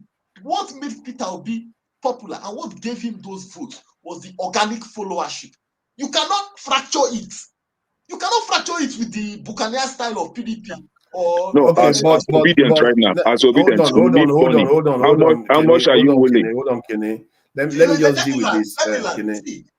Let me ask you though. Let me ask you, Dexter. Yes. If say Peter Obi went on his own and ran with Dati, in my own opinion, and I'm sure with a lot of people, they don't see him surmounting Tinubu. If he goes with maybe some other heavyweight in the north, like Rufai or who knows who else, like I think Tambo or somebody, he does have a bit of chance to do that. But with ADC and all the other parties working together with what they had before, Tinubu will eat into their numbers, but they do stand a better chance. So if you're arguing that he should go on his own, except you want Tinubu to carry on, you don't want to stop him now. Let me tell you, forefathers, let me bust your bubble. There's another thing Phil said, which I don't agree with. I will address it. Let me bust your bubble here. Let me tell you, Nigeria, you have almost, I think, 189,000 roughly polling units in Nigeria. Okay? Now, the supporters of Peter Obi genuinely believe he won that election. Not so. There was a Nigerian guy that was saying that, why is it that we are always waiting for INEC to produce results when we can actually have people on the ground to capture that result, and it will be the people against what INEC is providing. The point is this: just assume that Nigeria has 200,000 polling units. That means you need 200,000 people minimum 200,000 people to be on ground monitoring election. Abi? That's what you need, 200,000 people to be on ground to say, once polling unit has finished voting, I will take a picture of that result sheet and upload it on whatever, WhatsApp, wherever. Let everybody be seeing the result from every polling. So to cover everything, 200,000 forefathers. If you were supposed to pay those people, those 200,000 people, just pay them 5,000 naira each. Punch your calculator, find out how much it will be. And just take into fact that Nigeria, 5,000 naira is nothing now. Okay? So if you punch your calculator, how much will that be? Peter Obi ran election. That's 1 billion naira, Dexter. Good. Peter Obi ran election. His election spend was 1 billion naira. That was including campaign, whatever. It was about 1 billion naira. Forefathers, that is just to keep. That is just for polling unit agent. That 5,000 naira, you have not talked about their transportation. How some of them will spend 2 or 3 days accommodation. Forefathers, to run election in Nigeria is not easy. Are you hearing me? So the reason why the lack of viability of people like Peter Obi and Dati running on Labour Party is not because they cannot win. It's because that is when they talk about political structure. That is that thing, that ability to be on ground. That is where these buccaneers from ADC come into play. It is this Atiku, Rufai, all these big wigs. That is where they come into play. Where somebody can tell you, okay, look, the whole of Northeast, I'm taking care of all the polling unit agent and the person is managing it. So that is where the whole money thing comes into play. And that is why if anybody that wants a change in Nigeria cannot be supporting Peter Obi and then be expecting the old system to bring him into power. And if you allow the old system to bring him into power, he will be subject to it. Now the people have a chance. And people should stop saying it cannot happen. If the people want to push Peter Obi and want their mandate, what they need to do is they must be visible. Visibility in politics is what the people. Why do you think they were afraid of Buhari? It's because of visibility of his supporters. If you people want to support Peter Obi, go to the world level, register in mass, you will choose the. Is it not politics? Is it not to vote for who will be council chairman or what? You will literally put in the delegates. Thank you. Listen, the second person. Thank you. Let me move to the next person before. Just give me 2 minutes. Okay. 2 minutes. No, what is 2 minutes? 30 seconds. So this idea of Atiku will not let us desensitize ourselves of these calculations that are false and baseless. Oh, Atiku must run. Atiku will not run. And let us stop thinking that way. Atiku is not parochial. Let's stop, let's disabuse ourselves for that thing. If just go back, Atiku was even ready not to run in the PDP primaries. And all he didn't want to run. People just keep assuming that he. Yes, but we don't know. We don't know. Zone the presidency to end. If you Kamala Atiku wanted to run, which he told them to calm down. It's organized now. It's very, very organized. Can you even stop? Okay, Dexter, it's okay. It's okay. You used up your time. Atiku wanted 10 seconds. To zone it to the south. Dexter, you're not the only one that has somebody else. Let other people speak. It's more than 20 minutes, man. It's more than 20 minutes. Thank you. Let's take it easy. One person speaking. Uzo Kando is there now. Uzo is here. Uzo, what do you make of it has now? been here. Man of Presi has been here. No, Uzo came. Forefather, I think it's time we shut this show down. You mean by you wasting our time. You keeping us waiting.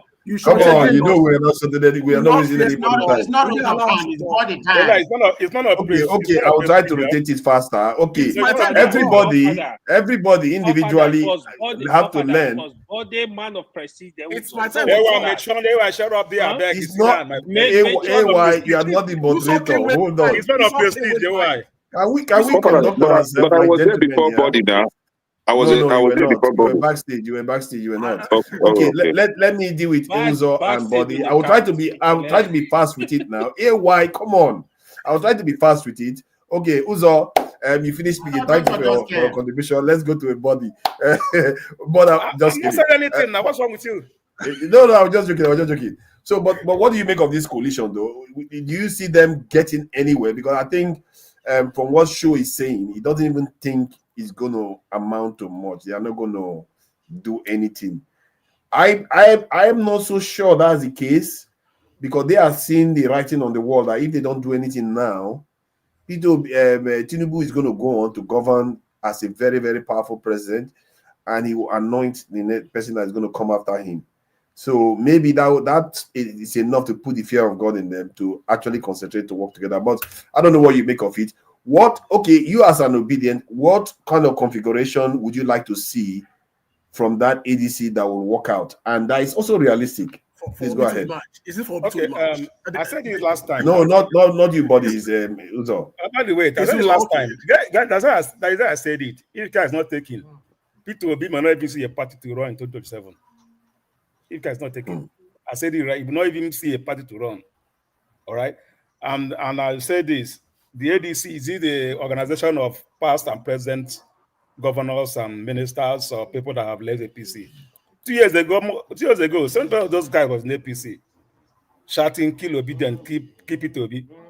Today now they are shouting obedience should be there. I'm sure they give us something to talk about. We'll still be talking something else, like election reform, how to reform the system. We're here saying about ADC. I'm sure they have added me for only 4 groups right now, 4 groups of ADC. So people are running with ADC right now. So that's how they run with Labour Party last time. And all the people who voted for the other party to go to House of Rep and Senate, what do they do? The same thing is going to happen again. So there's anybody that dog bite mama. You say anything we get he will run. All right. For me, I don't see this ADC as they can't beat Tinubu. Let me tell you the truth. Someone like me, all right, this is what me support that ADC. I go govern my point for Tinubu back, because there's no change. There's no change. It's the same people, the same process, the same thing. So are you saying that if Peter Obi is the top of the ticket, Rufai and Tambowa, any one of them is running mate, they don't stand a chance against, and Atiku backs them, they don't stand a chance of beating Tinubu? Wait, do you know the name you just called Atiku? You called Atiku. Atiku, Tambowa is Atiku's boy. You know, we all know that. That's the problem with Wike and Atiku. After what Wike did for Tambowa, he stepped down for Atiku at the PDP convention. So you expect that's what. So, but if Tambowa now is now running as running mate for Peter Obi, knowing that Peter Obi wants to run for one term, Peter Obi stepped down for him, is that not Atiku's boy that is going to be running for president the next time? You see this ADC you're talking about. This is not ADC. Where this is known as a party, all right? We know how they roll. This is a coalition of past and present. Amaechi, Rufai. Look at the names that are all there. All right, those guys are there for Nigeria to change Nigeria. Why do people keep saying that? That's not still the same thing for APC. That's what APC did too. I asked this the last time I came here. I said, why is it that there's something we are missing here? Why is it that anytime there's a certain president, a coalition will be built to take him out after 4 years? Well, you run there for 8 years. Everything was haram. All right. Now Tinubu have gone there now. All right. It's okay. They put don't take him out again after 4 years. And to take me out, they have to use a certain person, take a certain person out. All right. So I'm looking at it as me, I don't believe in the coalition they are doing there. If Peter Obi pro to say, if you run under Labour, any party and lose fairly, we take it. Damn, all these criminals bringing it together, sharing by now they have Rufai be Minister of Defense, this will be this will be that, this will be that. Peter Obi be the president. They already share everything. Peter Obi cannot do any magic there. It's going to be worse. All right. If Peter Obi runs as Labour Party and lost in a fair and fair election, everybody will take it. All right. But going to with Tambo, all those people and win the election, that is not it. You can't change anything. Wow. You can't change anything. You can't run. That's an interesting point. Somebody like Tambo, Rufai and win the election. And Peter Obi always say that the process that bring you to the process matters that bring you to the top. It matters, not you being there. So what he said, let him always stand on that. And I will say, I tell you, if Peter Obi goes, that 6 million vote he have. I just said it here. That 6 million is almost 6 million. That 6 million is like 4 million now. And if he go ahead with this coalition, it becomes 2 million. It becomes 2 million. All right. And remember, the last election, let me go to body. This is also, I think, thank you for that, so that we can be able to for 5 minutes. Say thank you for that. That's I the know plan now. 5 minutes no, I'm trying to speed it up now so it gets through everybody. Try to understand. I appreciate you now. You're my man now. You know now. Thank you for that. Buddy. So, what do you make of this palaver that we're getting with this party ADC? Because if he's to unseat President Tinubu, let's not forget he got 36% of the vote. The way we are acting as if it's some kind of Thanos that nobody can take out is a little bit weird. And people keep thinking that they know Atiku. They are so sure Atiku wants to run. And yet there was this information that came out the last time that Atiku didn't want to run, that he didn't like what making it do or die, that he has to run. That he was just saying that he should, zone it to the southeast. And if they don't, then it's all for grabs. So, but Wike, with his ambition, didn't let that happen. If he had let it happen, maybe we wouldn't be speaking Tinubu today. We'll be talking about Amaechi or Peter Obi. Who knows? We'll be talking about. Okay, so what do you make of the, what you have seen and what you've had so far? Very nice. That's why you usually have the school of reality, very close to the school of drama. As of today, there's no membership of any party called ADC or whatever you call it. Only 2 members as of today existed as a member of ADC. Only Aregweshola and the interim national chairman. Atiku as of today, you were there, you saw it live on TV. Those are the only 2 people that were issued a membership card. By the but it was deliberate though. It was deliberate. It wasn't because they were lacking. It was deliberate. Because there was a report that their website crashed. I was suspecting maybe because people go there to register. That's the only reason why a website will crash. I'm just asking, are you sure of what you're saying, or you're just joking? I'm not joking. You saw it on live TV. We have only 2 members that were issued a card. Party. There have been members before now. Please, let's stop this kind of let me make my point. In the last general election, if you want to determine the membership of the party, you can check with the INEC. They have the register submitted to INEC. But what I can see today, ADC of 2023 is quite different from ADC of today. That's a fact. ADC of today only has 2 membership. They can only talk of. The rest are promoters. And all the promoters, let me mention the promoters to you. Atiku, Obi, Tambua, Rotimi Amaechi. And they all have presidential ambition. If you've seen, you all been said they unveiled the party. They've been coming out with proposal. The first person was Obi. That, one time. He even said he can even solve the problem of Nigeria in 2 years. The following person was Amaechi. He said, 1 year term, 1 year proposal. Just yesterday or this morning, Atiku came up with the same proposal as well. That is going to run. That is going to solve the Nigerian problem. So, and we are comparing it to 2023. Is that the same thing that happened in 2023? Having been that all the promoters of APC in 2013 had ambition, would they be where they are today? Yeah, but not see, a lot of them had ambition even in 2013. However, there are only 2 of them that have credible in terms of standing. No, it's credible standing, which is the one that have won 6 million votes each. Atiku and Peter Obi. The others, I don't think they even stand a chance to compete against those 2. The chief promoter of ADC is Atiku. It's the one that been financing them. No, the one that rented the hall, the one that rented the hall, the Burasaya Radwa Center they used during the week was Atiku. It's the one that brought all of them together. He has the yam, he has the knife. Everybody should know that. So what do you think he's going to request? Do you think he wants to run himself? Or he will give way? He won't give way. You know, Atiku. Do you think Atiku is leaving PDP for a joke? Are we joking? Atiku is not leaving PDP for a joke. He's leaving PDP for a purpose. Or maybe he doesn't like Tinubu too. No, it's not leaving PDP for a joke. Okay, but was it true? First of all, I will ask you this so that I'll get your thinking. Was it true that he wanted the PDP to zone their ticket to the southeast in the last election cycle. Is that true? No, that's not correct. Absolutely, that's not correct. Let me give you the background.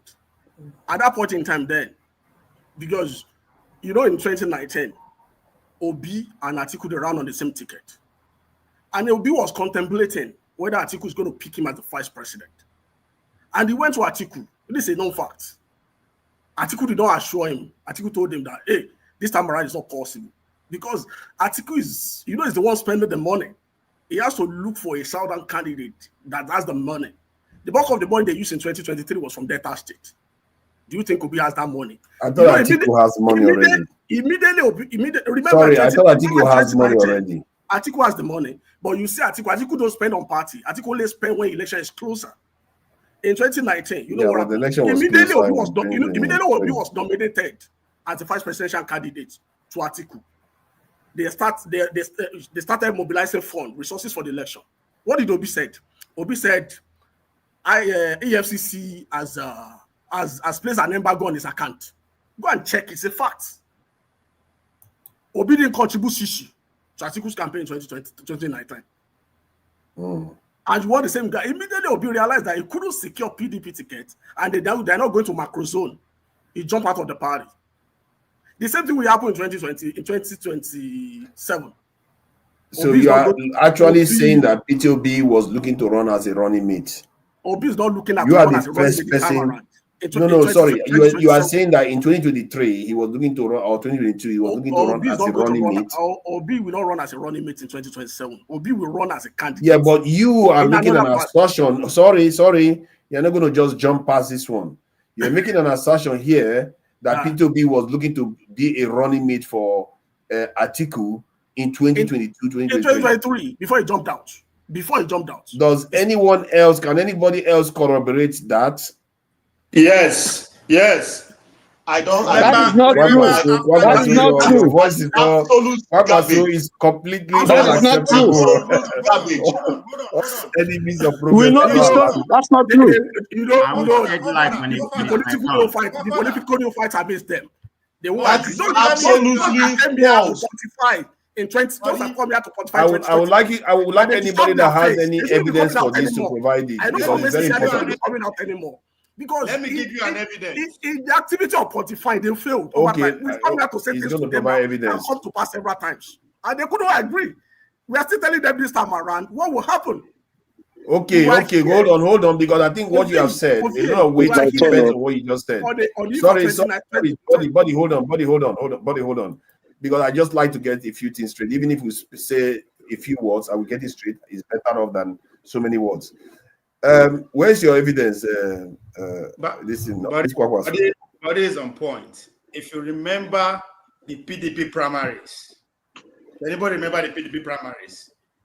As soon as the running mate was picked, as soon as the event was ended, Obi walked out of the show, right? No, it wasn't running mate. You are lying. Obi was not at the primaries. It wasn't running mate. It wasn't running mate. Hold on. It wasn't running mate. This is what happened. Let me refresh our memory, right? Can I finish what I'm saying? Wike was nursing the ambition of being a running mate, while Obi was nursing the ambition of being the candidate, the presidential candidate. Can you allow me finish? Okay, let's just finish, because conjecture is not an evidence.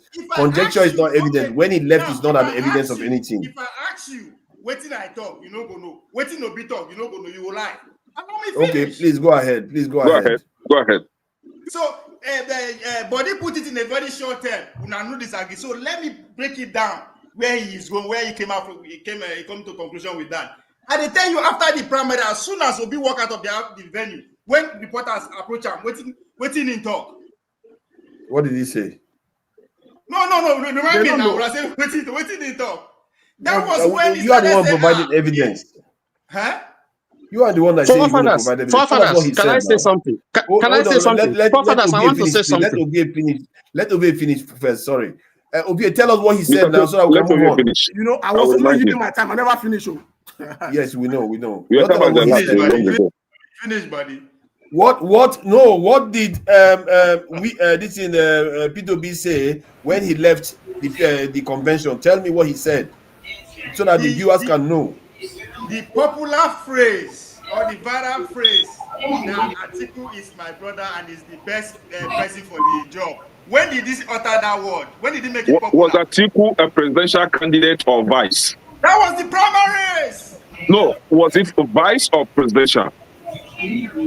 Primaries. Thank you. Now, this is where you're contradicting yourself. No, this is where you are contradicting yourself. Let me help you. What are you guys even agreeing for? Hold on now, even my guy. Hold on. At that point in time, there's nothing like obedience. One at a time, please. One at a time. What are you agreeing for now? Hold on now. That's a simple point. Hold on. It's nothing like obedience. It was that viral movement. It was after Father, what are you doing? What are you doing, Father? What are you agreeing for? Hold on, don't worry, it's going to be your turn soon. Father, it's my turn, no? And I would like to address this issue. No, Father, it's my turn now. Why are you taking me down? No, man of President hasn't spoken. Man of President came first. No. And Father, don't do this. I've been here for a long time. You wanted us to I was supposed to go before body. You said that body was there. Hold on. It's my turn. Everybody cannot talk at the same time. It's my turn. Don't take me down. Okay, let's hold on. Let's straighten some things out. I can go and find the evidence that man of prejudice is ahead of you, or if I find that it is wrong, I will put you first. I'm the next in line. Not man of prejudice. Okay. We are going to get to the truth. Don't worry about that. I will get. Can I finish? Can I finish speaking, please? Can I finish speaking, please? I will get to the bottom of it, Kene, if who is ahead of the other. But see, let me ask this question. I'm sorry to say, Ovie, that the evidence you provided is no reason to say he wants to be. Hold on now, let me finish it. Forefathers, let me give you an evidence. Hold on. Forefather, you did not disagree with me that before that statement, Obi and Labour Party is not in existence. You are not disagreeing with me. Yes. You are not disagreeing with me, but before that statement, he hadn't left the party. No, Obi was still a member of PDP as at that time. On the same day. Yes, of course. Yes. You are muted. Obi was losing the ambition of being the president, and he was hoping on a free and fair primaries. So since there was a collabo between that is true. That is true. Kene is right, and there is evidence. I can give you one evidence. Left PDP for Labour Party, not to becoming the vice president. He wasn't bidding for the vice presidential seat, but for the presidential seat. Obi was bidding for the president. You can't characterize the news, the story that we saw by our soul. Let's move on. Forefather. Before primaries, nobody they know who vice president won't be. It was only the candidate. That's true. You understand? It was only the candidate. Obi was not going there with delegates. Abi, did he go there with any delegates? Oh my God! So that is the reason why he's looking for vice presidential position. After that disappointment, thinking they go to microzone to Southeast. That was his thinking. Yeah. If you tell me that he was hoping that he was going to be microzone to the south, let me give you the timeline. But he wasn't. That's why he left. Hold on. Give me 1 minute. No. Why are we so much in a hurry? We are not rushing anywhere. Calm down. If we are saying that he was hoping that it was going to be microzone to the southeast, that's why he left. That is fine, but that is not. I think saying from moving from there and saying that he was looking to be a vice presidential candidate, I don't think that was the case, because by the time Atiku picked his vice presidential candidate, obedient movement had already started. Listen. I don't know what we're going to do. Let me give you the timeline. Can I say something? What you said is true. Let me have my time.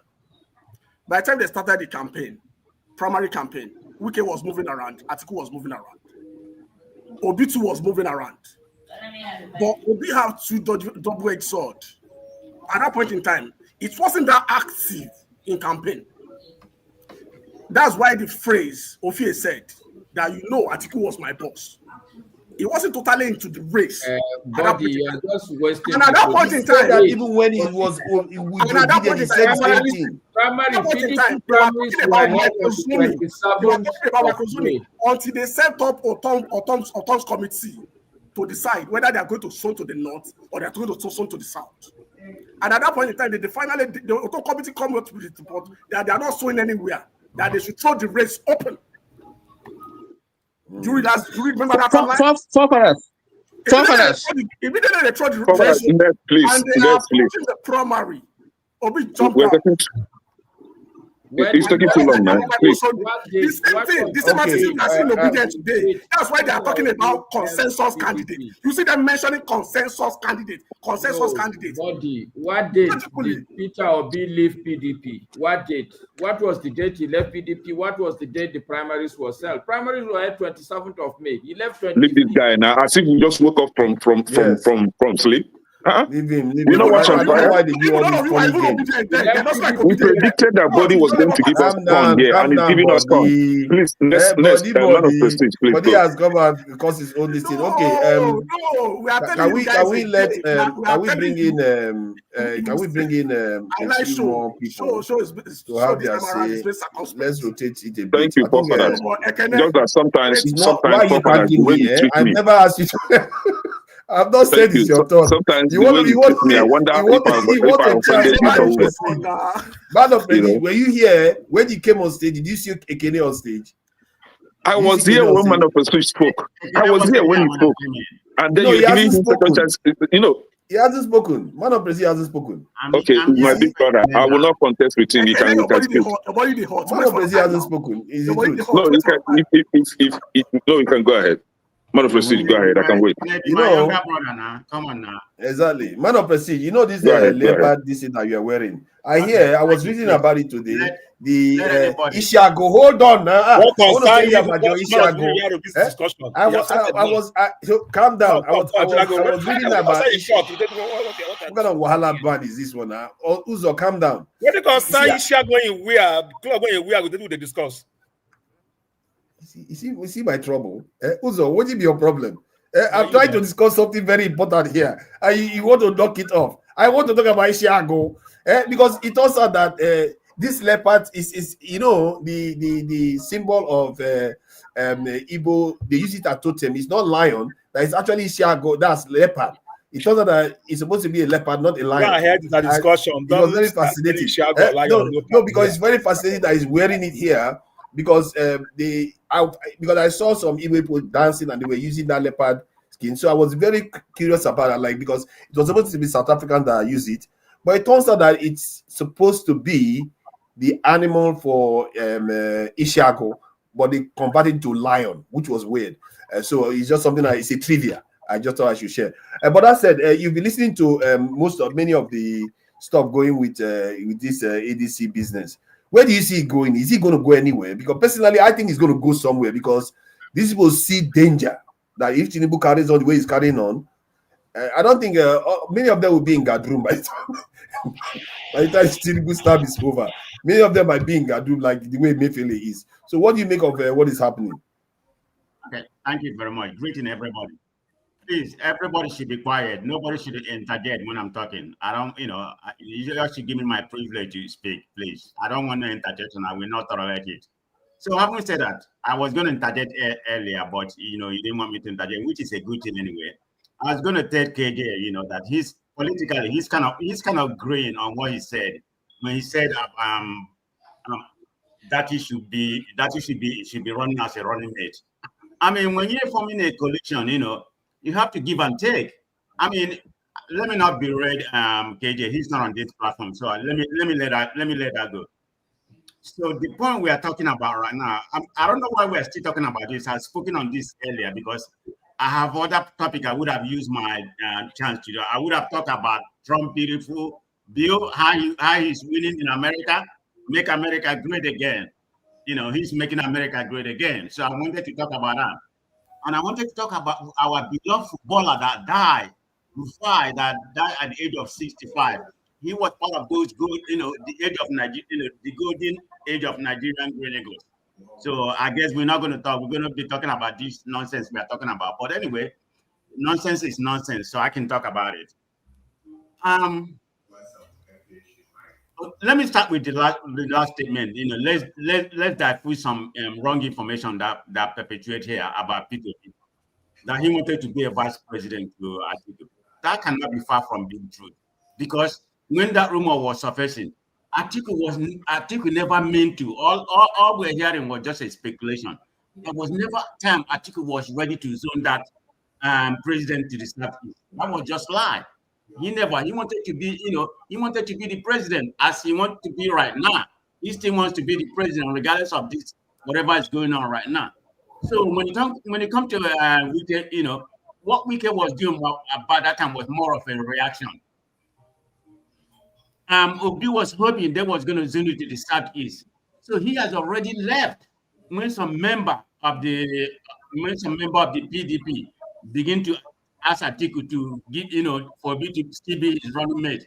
If you look at what's this man's name, this governor of, Governor Babangida Aliyu, the former Niger State governor, right? He's the one. He was one of those people that was wanted to, want Obi to be the running mate. Obi never asked for running mate. Right, and by that time, Obi has already left Labour Party, because he was nothing for presidential advisor. So no time that Obi wanted to be the running mate. But having said that, let's talk about this president election. Am I for it? Not necessarily, because I'm still skeptical, because as of yesterday, Atiku was telling his people in Hausa language. I think some people came and interpreted it. He said he's going to stop corruption and everything if he becomes the president. That means he's still nothing to be a president. He's still nothing to be the president. So what is this coalition going to be? I'm for the coalition if it is rare, but I have my doubt because of where Atiku stand. In my own opinion, but sorry, have we confirmed the videos, that specific video source that yes, Atiku is talking about being a president? And it was yesterday. Yeah, and people has came and interpreted. Okay. Right. Okay. So he's, in that case, he's still nothing. If you look at what's going on around, let me be very specific. This is my own personal opinion. The presidency should still remain in the South. Why am I saying this? If they don't give Obi the ticket, by default, let it default to Tinubu. It has to be the Southern presidency. But there has been unfairly, the South has been unfairly marginalized. I'll be very realistic. If you look at, since Nigeria become independent, I hate to go back, but I need to let it know. That's the way I feel. Since Nigeria has become independent, the Northerners has ruled the country 47, for 47 years. The Southerners has ruled the country 18 years. Out of that 18 years, the Southwest has ruled about 13 years. The South has ruled 5 years. The Southeast has only ruled 1 year. Imagine that. But we are not here to discuss about what is there around here. But my point I'm trying to make. Don't do that, man. You know that is not fair. What you just did. Contest. So let me not go there. Hausa has no rule too. The point I'm trying to make, calm down, father, that the presidency will be remain in the South. It doesn't matter. Even at all, as much as I dislike Tinubu, by default, let it be, they don't give it to Obi. In this so-called coalition we're having right now, it has to be Obi or nothing. Because nobody, even Amaechi, don't have any political capital. Obi can beat him in River State. Let's even hear all these people from South Obi can beat Amaechi in the South. Go, take it to the bank. What is Atiku? Atiku doesn't have to run again. But people will be saying that Rufai, all that people, they're all criminal. Okay, let's say they're all the whole people gathering there, they're all criminals. What is the present APC? Are they not 419? So let's call the present APC 419. Then let's call the congregation of the whole coalition to criminal. They are the same. 419 and criminal. What's the difference? Remove the P and remove the D. Remove the P and remove the D. They are the same thing. Yeah, the ADC, call them criminal. APC, 419. That's what it is. 419 is a criminal too. So nobody's innocent in that country. Everybody's criminal. But we have to take what we have right now. I mean, people that show already, like some people are here professing like they should start from grassroots, bring somebody new. Nigeria is not there yet. We are not right here. There's no way you're going to bring somebody new. If they can't go to Kenneth, they can't go and rule Nigeria. You can't even, they can't even give you a space. They go buy you. So There's no room for that. It's a bunch of criminals. But if the bunch of criminals that we have here can usurp what we have right now, because what we have right now. Yeah, but don't you think that there's also a political drag right now in terms of difficulty for a northern person to win the election? Because one, I think I've heard it a few times, including yourself, I've said it, that instead of them to have a northern candidate become a prime leader, they would rather have Tinubu. You see that? So there's a drag, and so ADC should be aware of this. And I hope Atiku is hearing it, because if he's stupid enough to go and think that if he wins that ticket, when there's an alternative person that is more attractive. ADC know what is good for them. It shouldn't be an open convention, because Obi doesn't like to buy people. Obi, even I thought he has a little bit of money. You can't compare him with Atiku and some other big weight there, you know. He can't win because my thing is that Atiku should back Peter Obi. I don't know why he can't. That man and his own ambition. Look at this guy. As of right now. No, why not? People back people all the time. Tinubu backed so many candidates. Why can't he just back somebody? As of right now, Atiku have no intention. I mean, I don't know what's going to happen tomorrow. But as of right now, Atiku has no intention. Look at the congregation of people there. They are all Atiku henchmen. They are all for Atiku. Obi, some people said, why is Obi going there? That is the last alternative, because Obi can't win by himself. Labour Party doesn't have the financial backing, the structure and everything. When I mean by structure, I don't mean people's structure. Obi has the grassroots, which is the structure. But we need to move on to the American DC now. Time is running out. Let's not go on too long anymore. We have to try to keep it brief. Everybody, please, because we don't have a lot of time. We have about at most 40 minutes to listen to round up. Okay, so let me we need to go into American politics. Let me run up. So, in a nutshell, what I'm trying to say, I'm in favor of this so-called coalition. But if they can get their act together and be able to come great, because as of right now, they don't have any sitting governor that has agreed to join the coalition. Even at their the other state governor said not yet, he is not there. So they need that in terms of the financial backing and that kind of structure, not the human structure. So that's needed. But let's just wait. It's pretty new, but it's a welcome development. Let's see what happens. If they're gonna, if they're gonna align themselves with the right man, which is Obi. So in a nutshell, my final analysis. Obi or nothing. Let it be Tinubu. Thank you. Thank you. I appreciate that. Okay, Kene, please. Welcome. So, what do you make of? You've heard of everything everybody has got to say. You don't have more than 3 minutes. I'm sorry to say. You did not. You failed to manage your time. You gave this guy Dexter. What's his name? No, Dexter, you gave him 30 minutes. You gave Ovie 20 minutes. You gave Body 15 minutes. Right? So my thing is manage it. No, let me try as much as possible. See, for the noisemakers, please keep quiet. I don't want any interjection. This guy, I will fact check you. AY especially. Now, this is it, right? 2023, PDP's primary. We all remember what happened. Wike was the money bag. As usual, they always use those from River State as money bags, right? Now, he was willing to bring the money. While Atiku was nursing the ambition of being the presidential candidate. Obi on his own side was also nursing the ambition of being presidential candidate, only if there will be free and fair primaries without money exchanging hands. Now, what happened? Tambuwal was to support Wike's ambition of becoming the VP, being that Tambuwal is Atiku's boy. But what happened? They had a different agenda with Okowa. So at the day of primaries, the game changed. Wike saw that, Tambuwal betrayed him, right? Obi on the other side saw that, okay, it's all about money. The guy man pulled out immediately and left the party. So Obi never, for once, knows the ambition of becoming the vice president at all. That never happened in 2023. But I said do not interject. Who is that? Check punch. I said do not interject. Didn't you hear me? Hold on. Go check it. Go check punch. Block him. Move him, please. Now, this is it. Moving forward. Yeah, moving forward, right? Why don't you provide the link? Why don't you provide the link, but instead of interrupting? Yeah, moving forward. My brother Shosho was calculating how many years the Yorubas, the Southerners, have been in power versus how many years the Northerners. Let me help him to break it down so that we understand it very well. You should say how many years the Yorubas have been in power and how many years the Fulanis have been in power. 8 years of Yorubas, 4 years of Yoruba, currently with this guy now, the Tinubu, then 6 years of Southerner, right? Now, we have 10 years of Fulanis.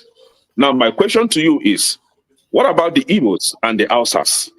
Are they are not in the picture. But this is what will happen to ADC or APC or whatever they call themselves, PDP, in this forthcoming election.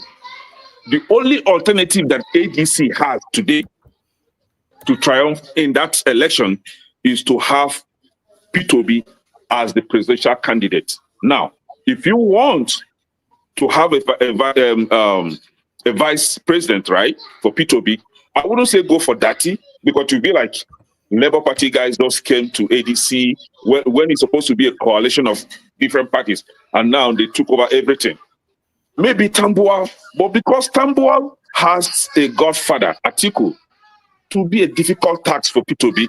But in all fairness, you can't have everything all together. So Peter Obi need to work with the coalition members. So Tambuwal may work with Peter Obi as the vice presidential candidate. That is the only option that ADC has. And let me help them to break it down. If you go to South today, Southeast and Middle Belt, with El Rufai, ADC isn't going to get any votes. Zero. With Dati, that is going to tick each and every of these regions, Southeast, South, and Middle Belt. Tambuwal may tick part of Southeast. I mean, Southeast, because, Southeast, they're always for PDP, and all that, right? So he may tick Southeast. He may tick part of South. I don't know about Middle Belt. Not sure about Middle Belt. So Tambuwal stand a better chance than El Rufai. However, Dati dominates all, right? But you don't have everything come together, So they have to just take some and let some go. Now, we're talking about what happened to Fubara, and then what is likely happening to this guy today. What's they call him? Kashi of ADC. Kashi of ADC played the Nigerian normal politics. And today, the Nigerian normal politics is playing on him, and he's busy going around all the TV stations shouting like a baby, right? This is how Nigeria is. Somebody, I think it was Dexter, that was saying that, Obi shouldn't be the consensus candidate. How? In this Nigeria, you want things to be done orderly, and you actually expect that if it is done orderly, this guy, Peter Obi, is going to go anywhere? No. If the party, if ADC decide to have Peter Obi as a consensus candidate, I don't think anything is wrong with that. The only problem that I will have with Peter Obi tomorrow is if he failed to give the good governance that he promised Nigerians. That's the only way I can come against him. Or if the consensus wasn't actually a consensus, but a force, a kind of using force to dominate others and to push a candidate, then I would say, no, I'm out of it, because it can't, impose a candidate on others. But if the party, if ADC come together and say, okay, Peter Obi is going to be our consensus candidate, I don't think anything is wrong with that. Now, somebody commented on the comment section saying that it's the same people that will come up tomorrow and say, Igbos are being marginalized. See, I don't care how they get it, provided they don't dominate Peter Obi on others. If the party come together and say Peter Obi is going to be a candidate, I don't think anything is wrong with that. We're talking about the Igbo chances of becoming the president, not the Southern chances. Somebody is saying that, they should let the South to complete their term. Which South? You and who are talking about South? We're talking about the Igbo chances which Atiku and Tinubu maneuvered his way in. And you're telling me South. I don't know that Tinubu is a Southerner. All I know is that Peter Obi is an Igbo man, and he should be the one to be there. Not any other Southerner. Not any other Southerner. It is either Igbo or nothing. It is either Peter Obi or nothing. If you bring Ojo Zokalo, I will say, please take it. We don't want. Let me list them. If you bring Ojo Zokalo today, I will say, take it. We Igbos, we can forfeit. We don't want to be we don't want our candidate to be the winner. Just take it. We don't want, right? If you bring who else is an idiot from Southeast apart from Ojo Zokalo? If you bring Roger Sakaracha, we say, take it. We don't need it. Do you understand? We are going for the best among us. We don't want to feel in a criminal just because we want to have that our national cake. I don't even know if it is national cake or national brukutu, because it has never been useful to anyone in that country. See, we're not talking about, it is time for, South should complete. It is Southeast. Tinubu has taken the 4 years of Southeast. We want the remaining 4 years at least. Give it to us. And then watch out and see how we're going to transform that country and begin to give sense to each and every one of you. Because as it is Nigeria today, I was talking to somebody today, and he said that somebody when are you going to stop now? You know, you now. I'm concluding now. You want to read the whole news. Let me round it up with this one. One African guy called me and said, is it true that more than 70% of Nigerians are crazy people? I said, who told you that? He said, you saw it online. I said, no, I know as of last year, it was 65% of Nigerians are mad people. They have mental problems. I don't know, it has risen to 70.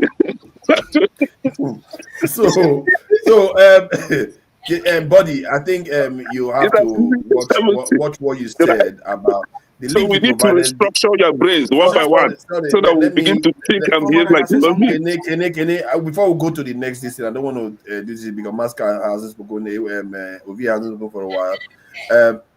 Buddy, the link you provided doesn't justify your claim, except there's another link. Go to Atiku. That link hold on. Let me finish what I'm saying. I mentioned the timeline to you. Can I finish what I'm saying? That link doesn't say that Peter Obi left PDP because he wasn't made a running mate. Listen. And Peter Obi went on. What did the meeting with the governors forum said, forefather? Except you compression. Go back again by Atiku. I've checked it already. I've reviewed it. What about the word rush? What did he say after the word rush? Except they are different. Except they are different links. He met with the governors forum. When they met with the governors forum said they're going to nominate the vice president for Atiku and they're going to nominate the chief of staff for Atiku. And Peter Obi didn't wait. That's what Atiku said. Read it. Yeah, no. Hold on. Go read Mark. Atiku said it himself. Now you've presented two links. And two of them are from Punch. I checked one of them that he presented at first. And that one doesn't say anything like that. That's why he provided the second one again. See, what they said, Peter Obi gave us listen with Abado. We know the part of this argument right now.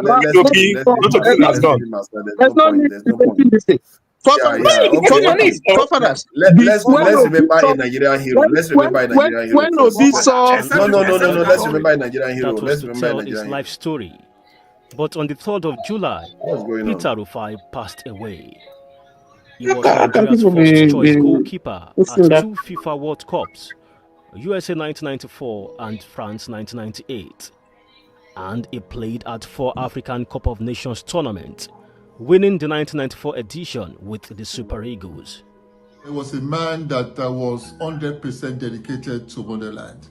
A young man who was committed to national assignments. There was no time he was called upon that he didn't show up. His professional career saw him play for clubs in Belgium, the Netherlands, and Spain.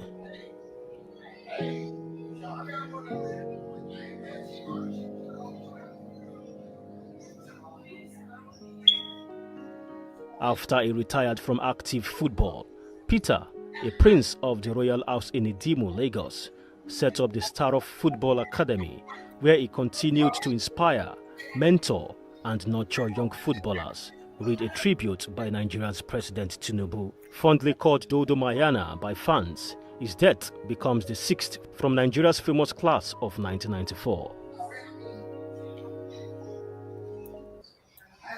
I don't know why the president had to add the royal house as if that's relevant to his title. All these people and their elitist kind of way of looking at them. I don't know what's wrong with them. You have to just bring out he's from Lagos. Who cares whether he's from Lagos or royal house? Just move on and celebrate the guy. Nobody in the UK will worry about where the person is from. He just had to insert that there. I don't know what's wrong with our people, man. Let me get back. Let's get back to. Let me play this scene. Yeah. Let me clearly read So start from me now and go down. See, because Father, please, let me read this quote for you. He said, I think Peter was in a rush. Just 30 seconds. I will not exceed 30 seconds. No. If I exceed 30 seconds, cut me off. He had his hand raised first. Sure, 30 seconds. No, sorry. It's not politics. I'm not going to be here for more than 30 seconds. I came back because of Peter Rufai. Just to link it back to our politicians and the way they treat some of our heroes. Peter Rufai and the 1994 set, they won the Tunisia 94 African Nations Cup, and they were promised a house each. You know that house was only given to them last month, and the man died a few days ago. The house that was promised to them in 1994. They only just gave it to them last week. That's all I came to say, not anything to do with this. But, Now, let me add to what he just said. You will serve Nigeria. You will serve Nigeria, provided you are not a politician, provided you are not a criminal politician. If you're a teacher, if you serve in the sports, if you are a police officer, army, soldier, you will be treated as a nobody. Recently, one police chief retired with 1 million naira. Nigeria is a show of shame. Shame. A shameless country. That's what Nigeria is. Okay, thank you. Let me just play this so that we can go on to the next. Signed some documents. Let's just listen in quickly to what he's saying. That was kind of fun. 214. The motion is adopted. Well, in the end, only 2 Republicans voted against, following massive efforts to bring holdouts on side. It means that Mr. Trump's deadline of Independence Day on the 4th of July tomorrow has been met, despite a delaying tactic by the Democratic House leader.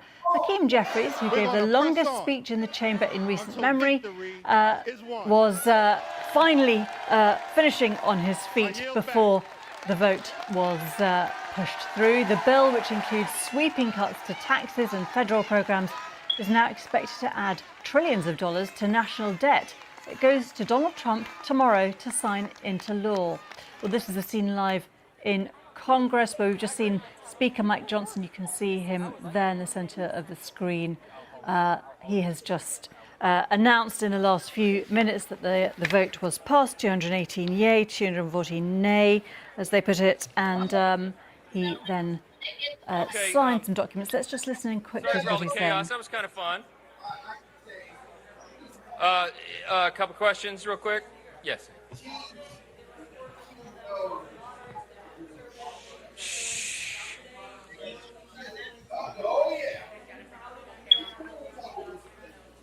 Yeah, so the question, you didn't hear it, it's kind of loud in here. The question was, how did we get the holdouts to yes? Here's the, so my leadership style is I try to be a servant leader. And as I mentioned earlier, I know what every member of this body, every member of this conference brings to the table. And the leader's job is to bring out everybody's best and get them to their highest and best use, and that takes some time. So what happened procedurally, not to get too deep in the weeds, but we got the Senate modifications to the House bill. Now we're really proud because the big beautiful bill, 85 to 90% of it is the original House product that we ourselves drafted over the course of more than a year.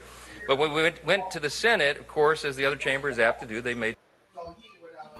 So it looks like Trump is winning, and I don't know whether he's going to get tired of winning. But that said, Americans are going to see Pepe sooner or later with all this stuff that's going on. It hasn't reached black people yet so far. So far, all he's been doing is Hispanics, foreigners, and walls. Can I break it down for a minute? Can I give you information about that? Hold on, I will ask a question now. Yeah, this one is just the bill. I know about the implication of the bill in terms of it's going to cost trillions of debts. However, the birthright one is the one I'm a little bit more interested in. That what does that actually mean for people that are in America? What does that birthright ruling mean? Since he seems to have gotten his way on that one, please go ahead, man of prestige. since you are Okay, in America. thank you very much. Let's talk about the beautiful tax bill. It has been passed. Of course, we know the tiebreaker in the Senate is the vice president. I think he has 50 votes, so we take one to to make it a tiebreaker. Then you know what happened in the House. So it depends on how you look at it. You may consider it to be a beautiful bill for some people, not a beautiful bill for some other people. So there are some people that benefit, there are some people that doesn't benefit. Which will benefit? I'm not going to go in detail. There are some people that's going to suffer from it. People on the lower class, people on the Medicaid, which is mainly more of them are for Trump base. The people on Medicaid, they're going to be really impacted on that. People that receive some benefit and some other things, make less than 51,000 or something like 40,000, they won't receive some of the benefit. But the people that will pretty much gain that much, the people this tax benefit is people making like about 200,000 to $1 million. They're going to get more benefit in terms of this tax. So in a nutshell, that's what it is. Some senior citizens going to get a tax break. If you have a little kid, you're going to get about 2,000 tax break compared to 1,000 tax break. So it's kind of win and loss, but in a final nutshell, it added about about 5 trillion to the to American debt already. So, but Trump is not the only one. Every president does it. So at this time, 5 trillion to the American debt already. So there's some winners and losers. Student loan is pretty much structured, that. So what's happening with that birthright? That birthright one, I want to understand what the implications are. The Supreme Court didn't quite rule in it, but what they said, it has to be based on single level. So they pivoted back, but you don't have right. The lower court doesn't have right to truncate what Trump wants to do. So it's kind of, if I've not read in detail. So what is the intention of Trump? What does Trump want to do with the birthright ruling? What does he want? He said, birthright does not give you. We come here and have a kid, they shouldn't be citizen automatic, because in American Constitution, if you come here and have a kid, it's going to be a citizen automatic. So he wants to remove that. That's from now on, or he wants to go back. I don't know his intention about that. That I can't tell you. Maybe some people have. I don't know. No, it's from now on when the bill is signed, or from now when the bill is signed. I can't tell someone that. When the bill is signed, but now citizen right now. It's from now on. From now on. Not in neutral Supreme Court didn't decide on that. It's for the new. That's where we are right now. For the new ones, For the new ones. Yeah. So does it have any implication on the way the birthright rule is currently being applied? Because it does. From what I gather, it was all the way back during the time of slavery and all that. So, whom were those that law put in place for, and would it affect them based on the fact that he wants to start? No. That's why we said it's not being applicable. It's not being applied. It's not being applicable as of right now. In retrospect, the even the bill that was signed recently, the new law, the new budget, or entire law, some of it will be challenged in the law court, especially the portion that has to do with the birthright, because the part of it has been taken to the Supreme Court. But the substantial case of the issue of the birthright has not been determined by the Supreme Court. It still has to go back to the lower court. But the issue the issue they decide at the Supreme Court is the issue of a federal high court issuing a universal injunction. That means it has to be jurisdictional. And if you want to challenge a case, it probably has to be on individual basis or a class suit. So it just does because someone is challenging a case in a particular state. A judge in that state now using an injunction that is going to affect the whole country. So the Supreme Court has decided on that. And then has to come to that. So you can only issue it's an injunction issued to the you can only issue an injunction within the jurisdiction whereby you have. Let's get turn by turn. Let's make it turn by turn. Oga Ike hasn't said anything. Welcome, Oga Ike, since he just came in, and we are going to be closing soon. But you're not going to get a lot of time. You're going to have about 3 minutes. Oga Ike, sorry about that.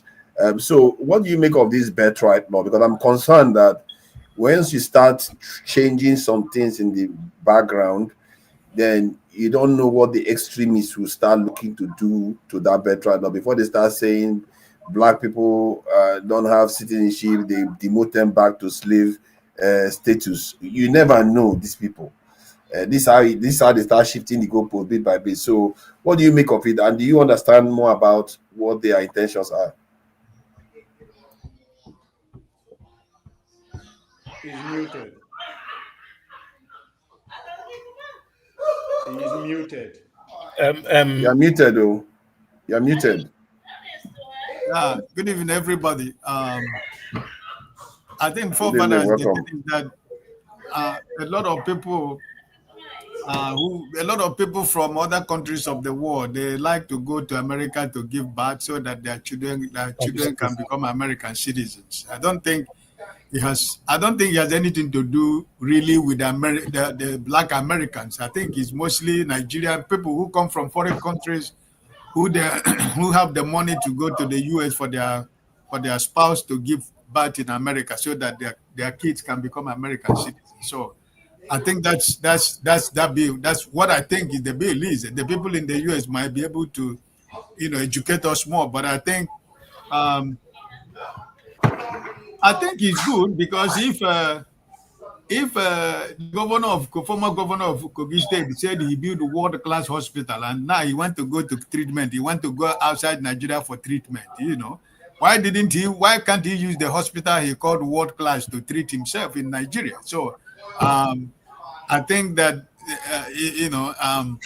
but America uses that also to America is a country, is a nation of immigrants. So I don't really know how it's going to work out, because America is a nation of immigrants. So majority people in America are from 75% or even up to 80% are, immigrants from different parts of the world. So it's a nation of immigrants and they can't stop that. But Trump is Trump. He can always have his way. The court, the Supreme Court, if Trump is trumping everybody, including the court. So what can we say if he eventually has that forefathers? I think it's only mostly for people from outside, not really, the Black Americans or or the people that are already citizens that their kids are born there. That's my understanding about what the bill is all about. So let me make you understand a little, because I speak about this. I speak with so many guys I work with. All right, they are, and I see it also. What's going on in this country, right? We see like when this bill was raised. All right, for you to be born here and have that, even though you are here, all right, even though you live here for 20 years, all right, either one of the parents, either the father or the mother, must be a green card holder or a citizen. If both of you are illegal here, the child can never be a citizen. If both of you don't have a paper, you don't have a green card, you don't have a citizenship, the child is born here cannot be, even if you lie, spend here for 200 years, they are not citizenship, they can be deported anytime. The child is born here. But it was not like this before.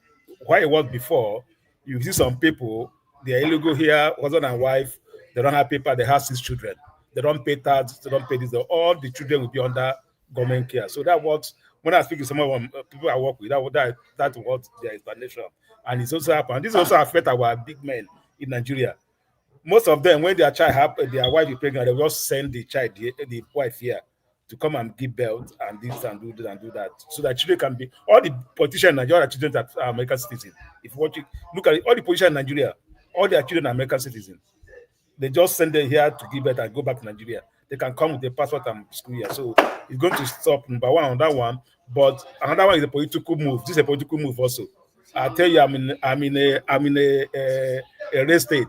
For the next 2 election cycle, those children born 10 years ago, 20 years ago, all right, by immigrants, they will take over Texas, because everywhere is already going blue here already. So there's a political move that is all these tasks and this is also among, because I don't see, for me, I pity sometime you be working hard 12-hour shifts sometime, making money, all right, somebody else is busy in the house having 8 children, all right, and they will use their money, the task they get from you to start, take care of that. What some of them are complaining here. So that's the way I say it. It has nothing to do with people that have been here or the Black America that have been here for a long time. It had nothing to do with people that also a citizen. It just when they passing to be moving forward, this is what's going to happen. The father or the mother, one of them must be a taxpayer. A taxpayer is where you have social security, you have your citizenship, you have to be a taxpayer. One of the both parents must be a taxpayer for the child to qualify to be a citizen. If you like, stay here, so that what I understand what I had. So that's just it. Okay. I think you're right there, but there's always a chance that the next person or maybe a Trump will decide that, you know what, African Americans that were supposed to be born here, and because of that they are citizens, that maybe the law was not interpreted properly, and they start changing the status. Or some people that were granted citizenship before, they start changing their status, and this could get very hairy. You are going too far. You are going too far. Don't talk about you think so? Okay. You are going too far. So. This is America. This is not Nigeria. But the question is, why would they stop undocumented? Sorry, why would they stop people that are coming in now from being able to have their children? No, people that live here. No people that are coming in. People that live here. He said it's not Nigeria. What did they do with the bill? Rubber stamp. It's not rubber stamp that in Nigeria. So what I mean, before you stand up and pass us let's allow you to speak so that we can be and all this. What I mean, but Nigeria, someone will just come out and pass whatever they do. Here I must go. This thing we are saying now, you have been over like 6 months, a year. They have been going about it. They don't just come up now.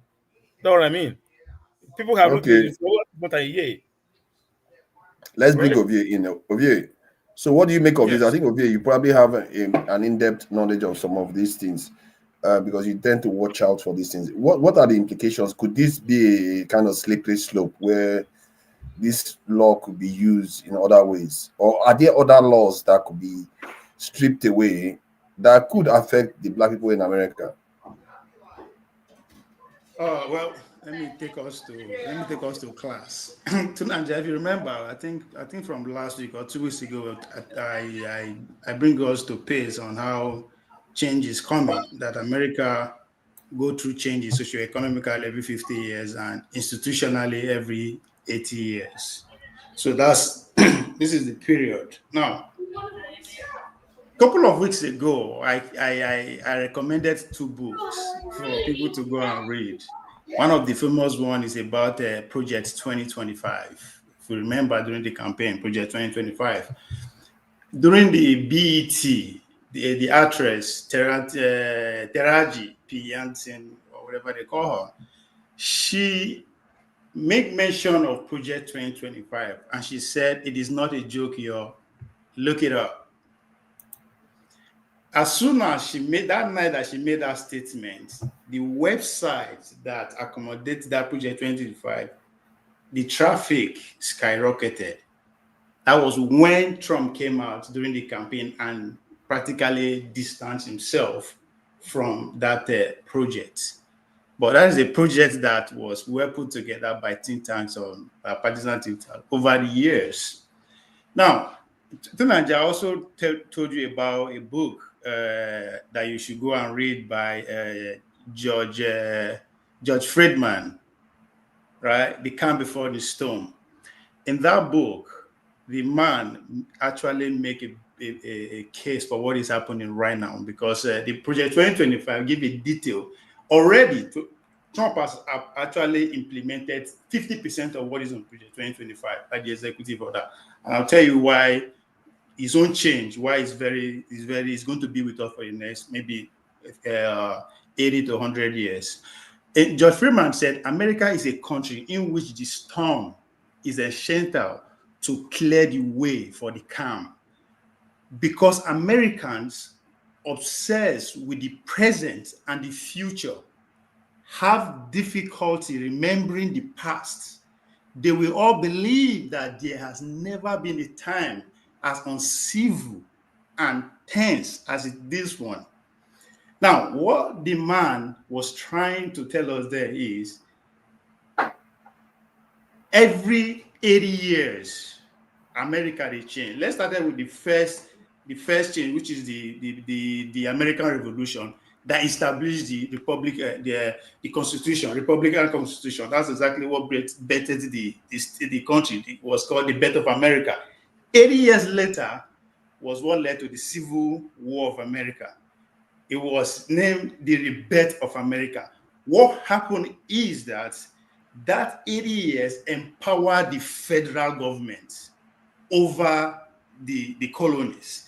And if we remember clearly, after the Civil War, what happened? The Union military had to occupy the South to make sure the agreement and the benefit of what they fight for are to be implemented. Now, fast forward to that era from when they empowered the federal government. 80 years later was the Second World War. Now, the Second World War actually established Americas over the Eurasia and everything. But the most important thing there is the president has announced Second World War. Second World War. Sorry, that's 80 years later. The most important thing is that the president at that time, Roosevelt, served 3 times. For now, die, if not, if was win again 4 times. So if you listen, are you telling me that it was 80 years after this the Civil War that we had the Second World War? 1860s and 1940s. Well, it felt in my mind. I thought it was a lot longer than that. Wow. No. So one thing we should take note about that period is the president at that time, Roosevelt, served 3 times until he died. Why? Because he came in 1933 through the Depression, took us out, then took America into the Second World War, right? Now, if you listen to people like Steve Bannon, right, who was at the forefront of Trump 2028, one argument is making that we are state of war, that the connected part of the Third World War has already started. So what he's saying that after this Trump first time, maybe again after the Trump first time, they will nominate him again. Now, before you argue that, let's talk about what his old presidency represents, because power they shift. The shift of this 80 years, or the next 80 years, is to empower the president, the executive. Remember, they gained the freedom, empower the federation, went into the conquering. Then now they want to empower the executive. Now, before people could say, "Oh, Trump is a dictator," last year, before Biden left office, Supreme Court also altered the constitution and give presidency ability to do and undo without any charges, pretty much. If you remember clearly, we talked about it here. Before he left office. And that was against the will of Biden, by the way. Biden he was a sitting president. But they knew the danger that was going to pose, So that is the beginning. So the victory that you saw last week by the Supreme Court is from the Supreme Court is to empower the executive, that no judge, it doesn't matter which colony that judge represents, cannot just wake up one day and decide to say the people's president, the people's mandate cannot carry out whatever they voted him for, right? So that was the victory. Coming to your core question. We have to round up. Coming to your core question of the birthright citizenship. Now there's 3 ways, because now change they come. Things has to change, including the immigration system. Everything has to be altered. Everything, as we know it in America, has to be altered, from employment to service to it doesn't matter. Everything has to change. That's why they want to give the president power. So now there's 3 ways to actually alter that birthright citizenship, right? Constitution, Congress, or the president, the executive power. The executive power is what Trump wants to use. That's when he was taken to court. So the case is still on until November, when the Supreme Court come back from their holiday. That's why they will develop. So it's still there. So either way, one of the 3 is going to happen. Either they will alter the Constitution, or the Congress should act on it, or President should go ahead with executive order and stop it. But whether we like it or not, that change that people like us, who they call conspiracy, that I've been talking about, it's here. The summer is just getting hot. It's going to be way hotter, because, again, it is not a guarantee that all these things will go. You need to round up. We have to go close now. So there's going to be a pushback, and you're already seeing the pushback, right? So thank you for that. We're out of time. So gentlemen, I really appreciate you all for coming in. Kene, thank you for your contribution, buddy. My apologies, you didn't have the chance to speak a lot. I'm sorry about that, Kene. Ovie, thank you for your, I was learning. I did learn a few things. I didn't even know that the Civil War was just for 80 years removed from the Second World War. That wasn't that long, I must say. Ike that came in, show all the people that came in. I really appreciate you all for coming in. I can't all say all the names that were there. Nobody donated. You know, all these Nigerians, they don't give shishi. I don't know whether they're all becoming obedient now. What is going on? Okay, they are obedient now. I see you there. Sure, I see you there. Info, Oscar Blackbone, all of you. I really appreciate you for joining us today. We have to round up for now. Until next week, we'll catch you again. Let's say goodbye for today. Thank you. Bye.